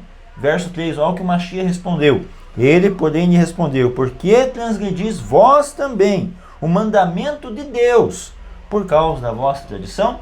Aí ele dá o exemplo da questão de honrar pai e mãe, né? Que a pessoa, se meu pai e minha mãe estão por necessidade e eu tenho como ajudá-los, a ajuda que eu dar para eles eu ofereço ao Eterno como um corban, tá tudo certo. Então essa era a ideia deles, né? Que se podia substituir a ajuda do pai e da mãe pelo corban. Então aqui, Yeshua critica a tradição dos anciões. E é essa conduta que Paulo examina, que ele está perseguindo a comunidade baseado nessa conduta. A conduta dos sacerdotes, dos anciões, e que muitas vezes essa conduta, essas tradições, elas passavam por cima da lei escrita. Quando, por exemplo, queriam matar os apóstolos, o Ramban Gamaliel falou, homens, não façam isso. Se é de Deus, vai prevalecer. Vai prevalecer. E se não é de Deus, vai acabar. Então essa é uma atitude de um homem de Deus. Agora sabemos que tem tradições que passam sobre a Torá, e essa conduta que Shaul, nesse período de conversão, ele vai examinar. Essa conduta. Você sabe como outrora foi a minha conduta na sabedoria de Judá, ou seja, na tradição dos anciões, como é no verso 14 que ele fala, sendo extremamente zeloso nas tradições dos meus pais. E daí você vê que Gamaliel, ele fala, se for de Deus, vai continuar, fica tranquilo. E Paulo já não tinha essa visão, né? Não é de Deus, vamos matar, vamos destruir. E Paulo amadureceu isso, vamos dizer assim, né? Ele amadureceu no conceito, no aprendizado de Gamaliel. Ele amadureceu. A gente, na juventude, a gente toma muitas atitudes intempestivas. O jovem, ele tende a ser mais impetuoso nas coisas. E Shaul HaShaliach, na sua juventude, foi assim. E depois, quando ele tem o encontro com o Mashiach, e Mashiach revela a ele a oportunidade dele ensinar a Torá aos gentios, ele transforma esse zelo de perseguidor num zelo de professor, de mestre, para que essas pessoas pudessem aprender as leis da Torá, para que essas pessoas pudessem conhecer as tradições do povo de Israel, como ele as entregou. E nesse texto de Romanos, que o Malachi mencionou, né, que você pode assistir aí na nossa aula, aí na Carta aos Romanos, no capítulo 9, tem ali as aulas, você pode assistir, pertence-lhes. Então Paulo não rejeitou o povo judeu, ele não rejeitou a fé judaica, ele fala, pertence o rito, o culto é judaico. Ele não falou, não, vamos mudar. Ele seguiu a tradição. Aí você pode dizer assim, não, mas a Amidá diz, reconstrói Jerusalém, né? Como que a Amidá diz, reconstrói Jerusalém? E você fala que a Amidá vem desde os tempos antigos. Então, quando Esdras e Neemias existiam, o templo em Jerusalém tinha sido destruído. Então essa parte do reconstrói Jerusalém também podia ser rezada lá nos dias de Esdras e Neemias, que foi quando saiu a ordem para a reconstrução de Jerusalém. E hoje a gente reza, reconstrói Jerusalém prontamente em nossos dias, para que nós possamos continuar a oferecer a Deus um serviço como era nos antigos dias, nos tempos de Moshe. E esse é o propósito, nos voltar à tradição, à fé, aos costumes, aos hábitos e à Torá. E Shaul HaShaliach era plenamente a favor disso. Ele considerava a respeito disso, ele ensinava a respeito disso, porque ele tinha, além da prática do encontro com o Mashiach, ele tinha a teoria, vamos dizer assim, do aprendizado aos pés de um grande mestre.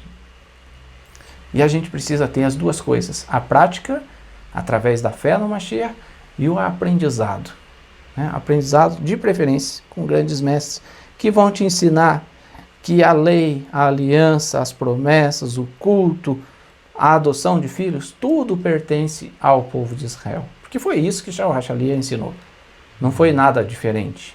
E de novo a gente volta lá no primeiro bloco, quando a gente falou que Shaul HaShaliach, ele era um homem sábio e ele era um homem coerente. Ele não podia ensinar uma coisa em Romanos, dizendo que a lei é santa, e em Gálatas falar, olha, foi abolida. Ele não podia ensinar que a circuncisão era importante, e chegar em Gálatas e falar, circuncisão não serve para nada. Não, não era isso. E não é essa a forma que Shaul HaShaliach agia. Aí a gente vai agora para Gálatas capítulo 1, versículo 15. O que nos diz? Quando, porém, ao que me separou antes de eu nascer e me chamou pela sua graça. Então, a gente viu a conversão de Paulo. Mas aqui fala, ao que me separou antes de eu nascer. Será que está falando de predestinação? A gente falou sobre isso também nas aulas aos Romanos, né? Então não dá para a gente ficar repetindo o assunto, senão a gente fica num looping eterno, né? Então o que ele ensinou aos Romanos, aqui mostra uma coisa para nós, Malachi, que aquilo que ele ensinou na carta aos Romanos se repete na carta aos Gálatas, mostra a coerência do apóstolo Paulo, né? O que é esse predestinou? Assista lá, Romanos capítulo 8, quando a gente faz a aula, em que fala dos gemidos inexprimíveis do Espírito e dessa predestinação aí, tá? Para você entender melhor. E a questão também de Paulo ser chamado, né? A gente viu que várias pessoas foram chamadas, mas elas iam tendo opções, né? Como, por exemplo, Sansão foi chamado para estar no lugar, Jeremias foi falado que o Eterno chamou ele desde o ventre, e no caso de Paulo é interessante que ele foi educado na tradição dos anciões, na tradição judaica, para ter um bom conhecimento, para ele chegar em todas as cidades gentílicas. Chegava na sinagoga, falava em hebraico, falava em aramaico, tinha uma boa abertura na sinagoga para falar com o povo judeu. Mas além disso também, ele nasceu na região de Tarso, ele sendo judeu da tribo de Benjamim, né, mas nasceu em Tarso, ele recebeu uma cidadania romana. Ou seja, aí ele era um poliglota, podemos assim dizer, sabia grego, sabia hebraico, sabia aramaico, e ele tinha uma ampla movimentação dentro da comunidade judaica e também podia conversar com reis. E veja que quando ele se apresentou perante Festo, quando ele foi se apresentar a César, ele conseguiu falar de uma forma coerente, de uma forma tranquila, porque ele tinha esse conhecimento. Por isso que Deus falou para Ananias que Paulo foi chamado para ser mandado aos gentios e também aos governantes. Lembrando, Paulo foi enviado, ele sempre procurava o povo de Israel primeiro, mas como ele foi o apóstolo que viajava, ia para um lado e para o outro, aí ele se tornou conhecido como apóstolos dos gentios. Tá? E esse ser apóstolo dos gentios está na sequência do texto, versículo 16 e 17, e com isso a gente vai concluir esse terceiro bloco, para no próximo a gente falar um pouquinho da relação de Paulo com os demais apóstolos, né? Gálatas capítulo 1, versículo 16 e 17 nos diz assim: revelar seu Filho em mim, para que eu o pregasse entre os gentios, sem detença. Não consultei carne e sangue, nem subi a Jerusalém, para os que já eram apóstolos antes de mim, mas parti para as regiões da Arábia e voltei outra vez para Damasco. Então, quando Paulo foi chamado, aqui mostra uma coisa relevante, né? Ele não ficou se detendo aqui, sem detença. Ele foi direto para pregar na Arábia, na Síria, depois vai para todas as regiões ali, na Turquia, na Itália, na Grécia, mas ele foi cumprir o seu chamado, né? E a gente tem que cumprir o nosso chamado. E aí a gente vai entrar, para concluir, para começar o próximo bloco, que cada um tem um chamado, né? Shaul HaShaliach, ele tinha um chamado, um propósito. O chamado dele era para pregar a fé judaica e o Mashiach aos gentios, ao mundo gentio. Ele não tinha, por exemplo, o mesmo chamado de Kefa, que lá em Shavuot, em Atos, né, ele tem a oportunidade de pregar na festa de Shavuot e tem ali 3.000 pessoas que se convertem através da instrumentalidade de Kefa HaShaliach, do apóstolo Pedro. Por quê? Porque ele estava falando para judeus. E talvez Paulo, né, num tempo posterior, Paulo não tivesse essa mesma habilidade. Porque a vivência de Paulo era entre os povos gentios. E isso, às vezes, vai causar não uma divergência, mas uma forma diferente, uma abordagem diferente entre os líderes. O que não é pecado, né? E lembrando que são homens que são dirigidos pelo Espírito de Deus, mas que também, tanto Pedro quanto Paulo, em algum aspecto pode ter cometido algum equívoco também, né? A gente tem que examinar, né? Então, algumas vezes, uma interpretação, algo que um falou, nem sempre o outro concordava e não precisava ser 100%, tá? Então, nem sempre a gente tem 100% de acordo em tudo que a gente pensa, mas tem que ter uma diretrizes. Qual que é o principal parte do Evangelho? Qual que é a principal parte da Torá? E é isso que a gente vê que às vezes acontece. E também Deus chama para um propósito, né? Então, às vezes a pessoa tem que ver qual que é o propósito que Deus está te chamando. Então, às vezes tem que ter leva um tempo para você descobrir algumas vezes qual o caminho que você vai ser enviado, né? Às vezes a pessoa tem o dom de aproximar as pessoas do Eterno através da música, através da fala, através do ensino. Então, isso tudo tem que ser bem examinado, né? E nesse caso aqui, ele fala que não examinou sangue, nem subiu a Jerusalém, mas no final ali fala que foi para a região de Damasco, né? Então, você precisa entender com isso, aprender com isso, que a gente não precisa ter ciúmes um do outro, né? Você foi chamado para esse ministério, para falar aos gentios? Amém, que bom.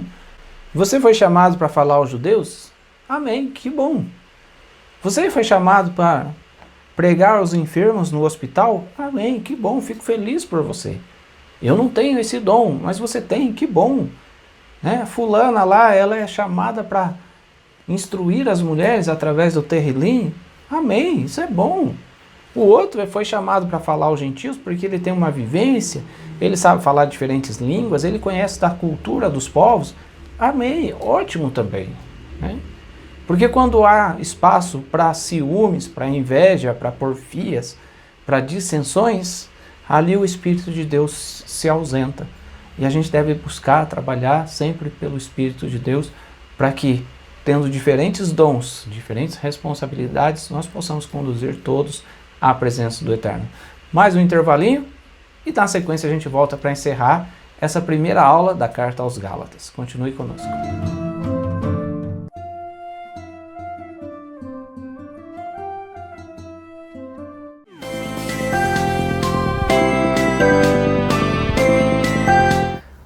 Um rabino chamado Yosef de Sbitzi dizia que o rabino ergue a escada, os discípulos, porém, devem subir sozinhos os seus degraus.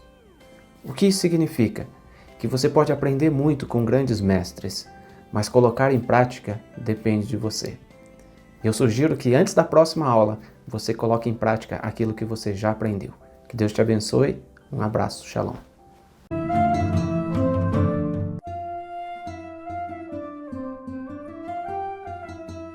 Retomamos então para o nosso último bloco desse primeiro capítulo da Carta aos Gálatas e a gente vai ver um pouco daquilo que foi o começo do ministério de Shaul HaShaliach entre os gentios. A gente vai ver um pouco das perseguições que Shaul HaShaliach recebeu, qual a razão dessas perseguições e da relação dele com os demais apóstolos.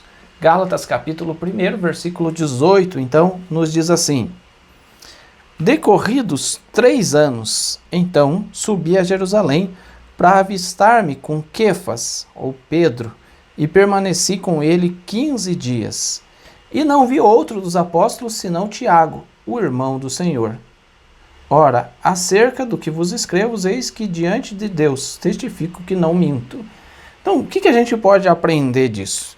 Que Paulo, quando ele iniciou seu ministério, foi 3 anos até que ele tivesse um encontro específico com Pedro. E ali passaram juntos 15 dias, o que mostra também, Malachi, que quando a gente não gosta um do outro, eu não consigo passar 15 dias ao lado dessa pessoa, né? Então, Paulo passou 15 dias. Paulo, vamos lembrar, ministro dos gentios, e Pedro, ministro dos judeus, da região da Judéia, de Jerusalém. Então Pedro tinha uma vivência muito mais ali dentro da comunidade judaica e Paulo uma vivência também dentro da comunidade judaica, porque ele tinha acesso ao Sanhedrin, ao Sinédrio, ao sumo sacerdote, mas ele tinha uma vivência muito maior do que Pedro com os Gálatas, com os gentios, né? Gálatas, romanos, coríntios, enfim.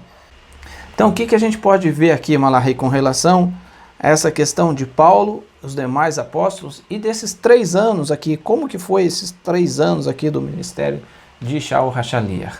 Então a gente vê que Paulo estava assumindo Damasco, onde houve a conversão dele, né? E lá no verso 20 do capítulo 9 de Atos, fala o seguinte: E logo pregava nas sinagogas a Yeshua, afirmando que este é o Filho de Deus. Ora, todos os que o viam estavam atônitos e diziam: Não é esse que exterminava em Jerusalém os que invocavam o nome de Yeshua? E por aqui veio precisamente com o fim de nos levar amarrados aos principais sacerdotes? Tinham dúvidas com relação a ele, hein? Saulo, porém, mais e mais se fortalecia e confundia os judeus que moravam em Damasco, demonstrando que Yeshua é o Mashiach. Decorrido muitos dias, os judeus liberaram entre si tirar-lhe a vida. Porém, o plano deles chegou ao conhecimento de Saulo. Dia e noite aguardavam também as portas para o matarem. Mas os seus discípulos tomaram de noite e, colocando um cesto, desceram pela muralha. Então, Paulo ficou muito tempo lá em Damasco e começou a pregar aos judeus, e os judeus começaram a se confundir. Não era esse que estava perseguindo os que criam em Yeshua, agora está pregando sobre Yeshua? Será que ele está tentando nos pegar para levar lá? E daí, interessante que depois disso aconteceu o contrário. Paulo começou a ser muito perseguido, e Paulo ele foi, de certo modo, mais perseguido que os demais apóstolos. A única questão é que, como Paulo ele viajava mais, a perseguição eles tinham que ir de um lugar para o outro, diferentemente dos outros apóstolos que geralmente ficavam em um lugar fixo. Agora Paulo, por que perseguiam tanto Paulo? Porque Paulo era aquela pessoa que o Moshe mencionou, estava com convívio com o Sinédrio, tinha uma boa relação com o sumo sacerdote. Quando ele passou a crer em Yeshua, aquele foi um baque, aquele foi um susto, porque os anciões eles não queriam ter o trabalho de sair atrás dos discípulos e mandavam Paulo. E agora aquele que eles mandaram, aquele que estava ajudando eles, virou contra eles. Aquilo foi um choque tremendo. E também muitos passaram a crer em Yeshua por causa do que aconteceu com Paulo. Então a gente vê que ele foi muito perseguido. E aí ele foi, depois de muitos dias, ele foi então tirado da cidade por um cesto, e daí no verso 26 fala: tendo chegado a Jerusalém, procurou juntar-se com os discípulos. Todos, porém, o temiam, não acreditando que ele fosse discípulo. Mas Barnabé daí continua, leva um tempo para ele ser aceito, porque estavam com medo, né? E por isso que ele se encontrou basicamente com Paulo e com o irmão de Yeshua, né, Tiago. Uhum. Então a gente consegue ver, eu imagino, né, aquele que perseguia, imagina o testemunho de Shaul HaShaliach. Era muito mais forte do que a gente pode imaginar. Porque ele era um perseguidor, ele matava, ele perseguia, ele prendia. E de repente ele está do outro lado. Os judeus que o apoiavam falavam: não, mas peraí, eu também quero ouvir disso. O que te levou a essa conversão? E por isso ele foi responsável também pela conversão de muitos judeus, né? Aí fala ali, os judeus que estavam em Damasco, né? Então, esses judeus que estavam em Damasco, muitos começaram a persegui-lo, mas muitos outros também começaram a segui-lo. Falaram: não, mas tem que fazer algum sentido. Ele estava do nosso lado, de repente ele passou a seguir esse Yeshua, e de repente muitos desses judeus também acabaram se convertendo, e isso causava uma estranheza. Aí a gente vai naqueles textos que falam de incitar os ciúmes, né? Uhum. Então, daí você vê de fato se concretizando o incitar aos ciúmes dos judeus. Por quê? Porque ele estava do nosso lado, ele jogava no nosso time, agora ele está do outro lado, agora ele está falando de Mashiach, Yeshua. Ou ele ficou louco, ou ele descobriu alguma verdade que a gente não sabe. Quem achava que ele ficou louco, começou a apedrejá-lo, a persegui-lo. Quem achava que Shaul HaShaliach tinha alguma coisa a mais para revelá-los, acabava se convertendo a Yeshua também, né? E por mais que Paulo foi considerado o apóstolo dos gentios, nesse episódio, no capítulo 9 ainda, é antes da conversão de Cornélio. E se nós analisarmos o capítulo 9, ele estava pregando em Damasco, mesmo sendo uma região de gentios, mas somente aos judeus daquela região ainda, antes da conversão de Cornélio. Aí a partir do momento da conversão de Cornélio, é que as portas foram abertas para os gentios, e aí estava Paulo pronto para essa missão, né? Aí ele foi enviado para essa missão. Dizendo que ele se converteu antes de ser aberto a porta aos gentios. E é interessante que a conversão do primeiro gentil, quem que fez? Pedro, né? Manda varões a Jope para chamar um varão lá, um homem chamado Pedro. E Pedro fez a conversão. E Pedro experimentou essa perseguição também, né? Porque ele teve que se justificar por ter batizado Cornélio, por ter feito a conversão de Cornélio. Veja como era complexo a convivência ali, né? A perseguição. Mas a gente sabe que cada dia ia acrescentando o Senhor, a congregação, aqueles que iam sendo salvos, né? Então, desde o início, inicialmente ali os judeus, os 144 mil, 12 mil de cada tribo, e com Cornélio abriu-se as portas para que os gentios pudessem, então, ingressar dentro da comunidade, ou seita do caminho, ou da comunidade de Yeshua, hoje que é chamado igreja, mas é um ajuntamento dentro da sinagoga daqueles que criam em Yeshua, né? E tinham essa oportunidade de testemunhar do evangelho genuíno. Mas vamos falar da relação Pedro e Paulo. Será que Pedro tinha ciúmes? Será que Pedro tinha inveja? Ou será que Paulo tinha inveja? Não, porque Pedro prega em Jerusalém e eu tenho que ficar pregando para esses gentios, esse bando de goi aqui. Não, cada um tinha a sua missão e eles sabiam e eles se respeitavam. Então, o texto que a gente leu aí no versículo 18, né, fala de decorridos 3 anos. Quer dizer, cada um tocava o seu trabalho. Eles não ficavam vigiando a vida do outro, né? Cada um tocava o seu ministério. E depois de 3 anos, eles se encontram e começam a compartilhar das experiências. E quando a gente... Imagina você fazendo 3 anos numa yeshiva em Jerusalém. E eu, esses 3 anos trabalhando aqui, sem nenhum acesso a yeshiva, sem nenhum acesso a rabinos, com outros conceitos, com outras abordagens. É claro que você vai vir com uma visão muito mais aperfeiçoada daquilo que é a fé judaica lá de Jerusalém.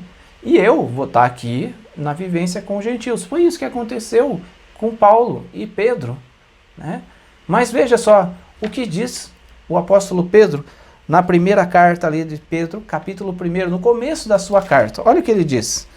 Pedro, apóstolo do Mashiach Yeshua, aos eleitos que são forasteiros da dispersão no Ponto, Galácia, Capadócia, Ásia e Bitínia, eleitos segundo a presciência de Deus Pai, em santificação do Espírito para a obediência e aspersão do sangue do Mashiach e Yeshua, graça e paz vos sejam multiplicadas.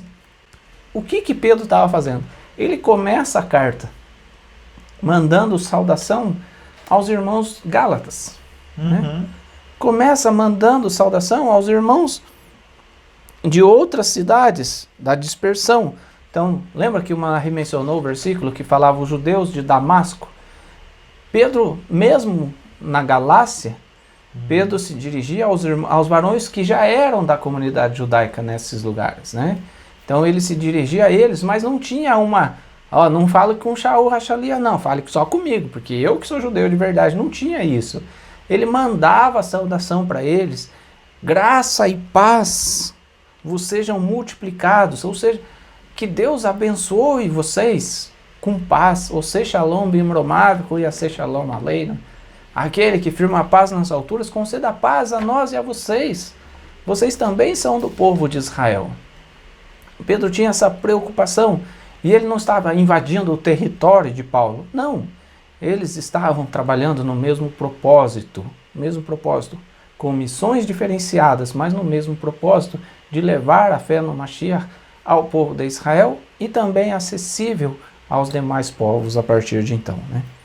E a questão também, a gente vai estudar no capítulo 2, que mesmo eles concordando em muitas coisas, pode haver divergência, e acontece, e algumas vezes eu posso cometer um erro, o Moshe pode cometer um erro, é humano, né? Então a gente está vendo no capítulo 2, que segundo Paulo, Pedro cometeu um erro, tá? Segundo a visão de Paulo, mas isso não desfez o trabalho que eles tinham. Como a gente vê lá em 2 Pedro, capítulo 3, do verso 15 a 16, essa carta diz que foi escrito bem posterior, tá? Fala o seguinte: e tende por salvação e longanimidade do nosso Senhor, como igualmente o nosso amado irmão Paulo. Então veja como Pedro chamava Paulo. Nosso irmão amado, hein?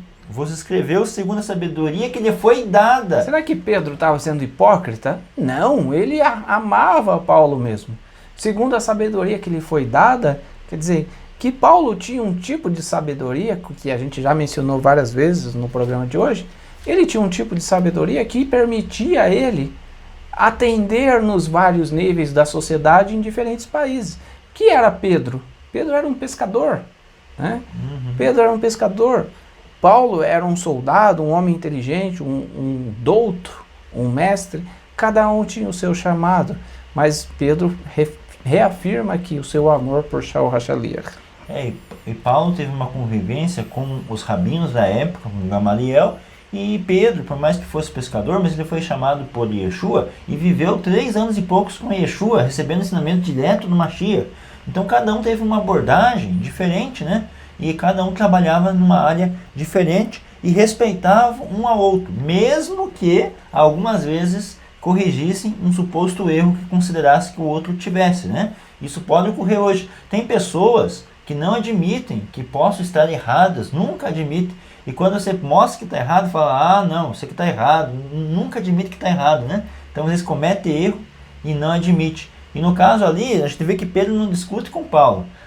Pedro recebe a disciplina de Paulo e a gente vê que ele não discute porque ele entende mesmo que está errado. Aceita a repreensão, né? Aceita a disciplina. Acho que isso é uma coisa importante também, né? Então a gente tem que saber aceitar algumas vezes a repreensão, né? E continuar a jornada, né? Lembrando que nós somos, às vezes a pessoa fala, só tem uma igreja, né? Na verdade não é questão de uma igreja, só tem um povo, que é o povo de Israel, né? Então nós temos que estar dentro deste povo. Lembrando que lá na parábola das virgens, por exemplo, tinha 5 virgens prudentes e 5 nécias, né? 5 que não estavam atentas. Mas as 5 faziam parte do único povo, que é o povo de Israel, tá? Então algumas vezes também, a gente pode ter a nossa comunidade Havat Res, ter alguma outra comunidade, que por mais que não faça parte da mesma comunidade, mas temos muitas coisas em comum, e algumas vezes a outra pode ser como Pedro, e a gente pode ser como Paulo, ou vice-versa, né? Cada um seguindo a jornada. O que importa é estar vinculado com o povo de Israel. E como que faz esse vínculo? Através da guarda da Torá e através também da circuncisão, da Brit Milá, né? Imagina que a gente tivesse, Malachi, a oportunidade de estar em Jerusalém, né? A gente está ali Ahavat Hesed ter a sua sede em Jerusalém e eu e o Malachi pregarmos lá em Jerusalém. A gente iria pregar para os judeus de Jerusalém, olha, vocês têm que assimilar a cultura judaica. Não faz o menor sentido. Retém as tradições como eu entreguei. Eles já têm as tradições. Mas eu posso falar isso para o gentil, para você que está se achegando à fé judaica. Olha, conheça as tradições judaicas, retenha as tradições como eu tenho ensinado a vocês. Façam assim. Você tem que assumir uma identidade judaica, não apenas na aparência exterior, mas também no seu interior. Por dentro você tem que ser um judeu. Mas eu não preciso falar isso para um judeu que mora em Jerusalém. Ele fala, não, mas eu sou judeu por dentro, por fora, pelo meio, por qualquer lado eu sou judeu. Mas isso não acontece aqui no Brasil, infelizmente. Aqui a gente tem que ensinar pequenos passos da tradição, porque é da região que a gente vive. Se a gente estivesse nos Estados Unidos, onde tem uma comunidade judaica grande, em alguns estados, talvez a gente estaria voltado mais a pregar aos nossos irmãos judeus a fé no Mashiach, ou talvez pregaria para os gentios, olha, você tem que converter-se a Deus de Israel, ao povo de Israel e ao Mashiach. E aí você vai frequentar a sinagoga e você vai assimilar os costumes. Mas eu não posso pregar para um judeu natural de Jerusalém, ou natural da Galileia, ou natural do judaísmo de Nova York, por exemplo, e falar para ele, olha, você tem que se converter às tradições judaicas. Daí ele fala, meu amigo, eu nasci dentro da tradição judaica. Você não precisa pregar isso para mim, né? Mas então, entenda isso, que cada um tem, e nesse contexto, às vezes as palavras de Paulo parecem um pouco incompreensíveis para Pedro, e às vezes as palavras de Pedro podem parecer incompreensíveis, não para Paulo, mas para os outros que estavam se achegando, né? No verso 16 fala, ao falar acerca desses assuntos, como de fato costuma fazer em todas as suas epístolas, nas quais há certas coisas difíceis de entender, que os ignorantes e instáveis deturpam, como também deturpam as demais escrituras, para a própria destruição deles. Então Pedro aqui reconhece que algumas interpretações de Paulo, por mais que sejam corretas, mas como Paulo foi criado aos pés de Gamaliel, algumas vezes as suas palavras eram palavras filosóficas, ou ele ia muito profundo no que ele falava, e às vezes as pessoas deturpavam. Aí quando Pedro fala que deturpavam como? A gente vê lá em Atos, que quando Paulo chega em Jerusalém, lá em Atos 21, 22, falam, foi ouvido que você ensina entre os gentios, que os judeus devem deixar de fazer a circuncisão, devem deixar de cumprir a Torá. Então Paulo mostra a eles que eles estão errados e vai lá e oferece o sacrifício. E Paulo, se ele fosse hipócrita, né, ele faria, né, mas não, ele não era hipócrita, ele era verdadeiro, ele foi lá e fez o sacrifício. Por quê? Porque ele não ensinava que os judeus não tinham que fazer circuncisão, ele não ensinava contra a Torá. Mas as pessoas, eles ouvindo as palavras que ele falava, entendiam isso. E aí a gente vê que Paulo, quando vai lá, ele desmente isso e vai lá e oferta o sacrifício do voto lá, que aqueles, se não me engano, 4 homens tinham feito, né? Então Paulo mostra que ele cumpria a Torá. E aí a gente chega ao final desse primeiro capítulo com um maravilhoso testemunho de Shaul HaShaliach. Mesmo estando distante, os atos dele reverberavam e as pessoas ouviam de muito longe. Assim como ouviam que ele era um perseguidor, passaram a ouvir que ele estava dando testemunho do Mashiach. Será que as pessoas passam a ouvir que você está dando um testemunho de fé no Mashiach? Considere na sua vida a respeito. Olha só o que diz Gálatas capítulo 1, versículo 22 em diante. Então, Gálatas capítulo 1, eu vou ler do verso 21 em diante.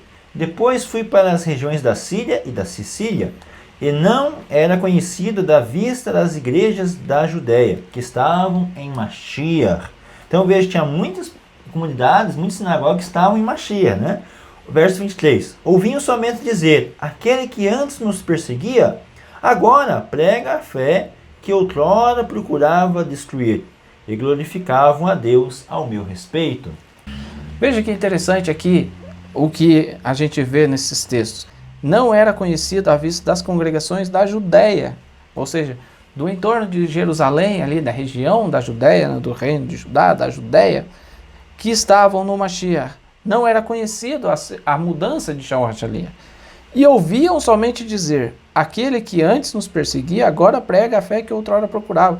E eles glorificavam a Deus. os judeus de Jerusalém, da Judéia, de toda a Judéia, glorificavam a Deus pela mudança de Shaul HaShaliah, pela conversão dele ao Mashiach.